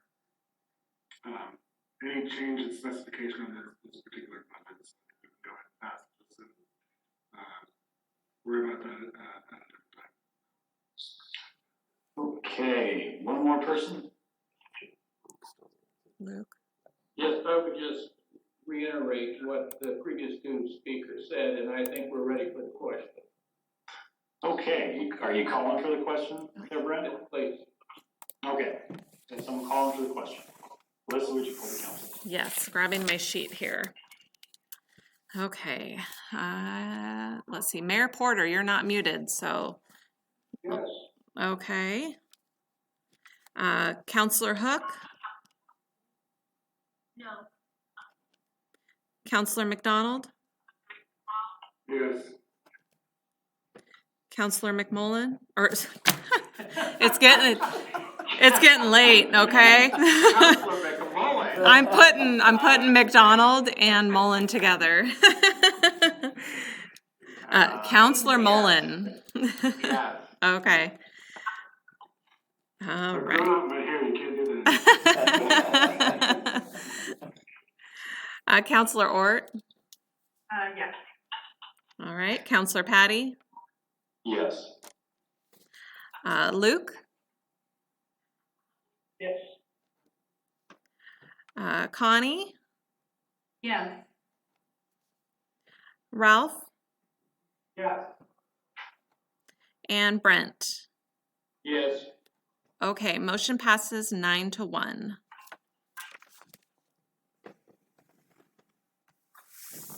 Okay, so if I remember right, Melissa, Yes. that encompasses the other items No. here. No. Or no? No, we need to do individual one. for each one. Okay, does anyone else want to make a motion on? I'd like to motion. Is that, We can add all three of them together. can we do all three of them together? I'm unsure. I think I know that I have to pull the council or the committee on everything. That takes a while, but unfortunately, I think we need to do 3. Okay, so it sounded like Luke was making a motion. Was that for the 3 or just the 1, Luke? The one? Well, I'll do the one considerable property tax levy at, 3.228 thousand DAD. Okay. Second. All right. Motion and a second. Poll the council, please. Okay. I'm gonna go backwards this time. Brent? There always has to Yes. be discussion. Oh, Point of order. I'm sorry. Is there any discussion for this motion? Okay, hearing none, we will take the vote. Melissa, please poll the council. All right. Brent? Yes. Okay. Ralph? Yes. Connie? Yeah. Luke? Yes. Counselor Patty? Yes. Counselor Ort? Yes. Counselor Mullen? Yeah.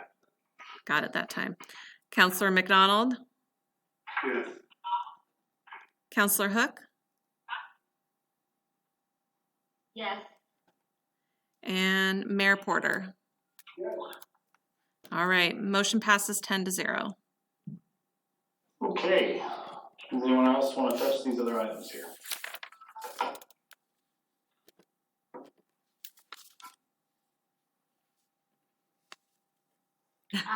Counselor Patty? Yes, Counselor Hook, and then Luke, I think you had something. Yeah, I'd like to make a motion that we approve the local option levy of the cent. Yeah, 60 cents 60 cents, per, yeah, per $1,000 taxable assessed value. okay, we have a motion from Counselor Hook, do we have a second? I'll second it. All right, we have a second from Vice Chair Dominguez and Luke apparently. Alyssa, would you please pull the council? Yes. Mayor Porter, Yes. Counselor Hook, Yes. Counselor McDonald, Yes. Counselor Mullen, Counselor Ort, Counselor Patty, Yes. Luke, Yes. Connie, Yes. Ralph, Yes. Brent. Yes. Motion passes 10-0. All right, I will now entertain a motion on state shared revenues. Would anyone like to make a motion? I so move. All right, we have a motion from Brent. Do we have a second? Okay. Second. Okay, is there discussion? All right, hearing none. Alyssa, will you please pull the council? I will. Mayor Porter, Yes. Luke, Yes. Counselor Hook, Yes. Connie, Yes. Counselor McDonald, Yes. Ralph, Yes. Counselor Mullen, Yes. Brent, Yes. Counselor Ort, Yes. Counselor Patty. Yes. All right, motion passes 10-0. Fantastic. Next item on the agenda is a mixed meeting if needed. We don't need it. Nope. Before adjourning, I just want to go ahead and say, it takes a lot of work putting into a 162-page document like this and then having subsequent PowerPoints explaining to a bunch of people who don't always necessarily understand budgets. I just want to thank city staff for their time and their patience with us. And maybe some of our questions that might seem novice to them are, you know, completely mind-blowing and eye-opening to others. So thank you to city staff for this. We can't do this without you. I appreciate that and making our job of oversight that much easier. With that, I'll go ahead and adjourn at 9:27 p.m. Anyone else have something else? I'm sorry. Yeah, I'm just curious, if it's at the budget committee or at the council level that we would move to change the name of the citizen members to, state resident members. It would encourage people that are not, technically maybe citizens, maybe. Real quick, is that something, Keith, that we could discuss in another regular session meeting to go ahead and enact? Yeah, Or- he's walking over here. Hold on. Okay, cool. Yeah, I mean, we could look at what the current standards say, if we need to make any changes, or if it's just a Scrivener's thing we can make. So I don't know if we need to take a formal action. If we do, we can do that, or if it's just a Scrivener's thing, we can just make a Scrivener's change. Okay, thanks. This is just the second time I've brought it up, so I just wanted to, so this wasn't the avenue we were supposed to go. All right, well, with that, I'm going to go ahead and adjourn the meeting at 9:28 p.m. again. Everybody have a fantastic evening. Thank you. Thank you, guys. Thank Thank you. you, everyone. Thank you, good night. Good night. Thank you.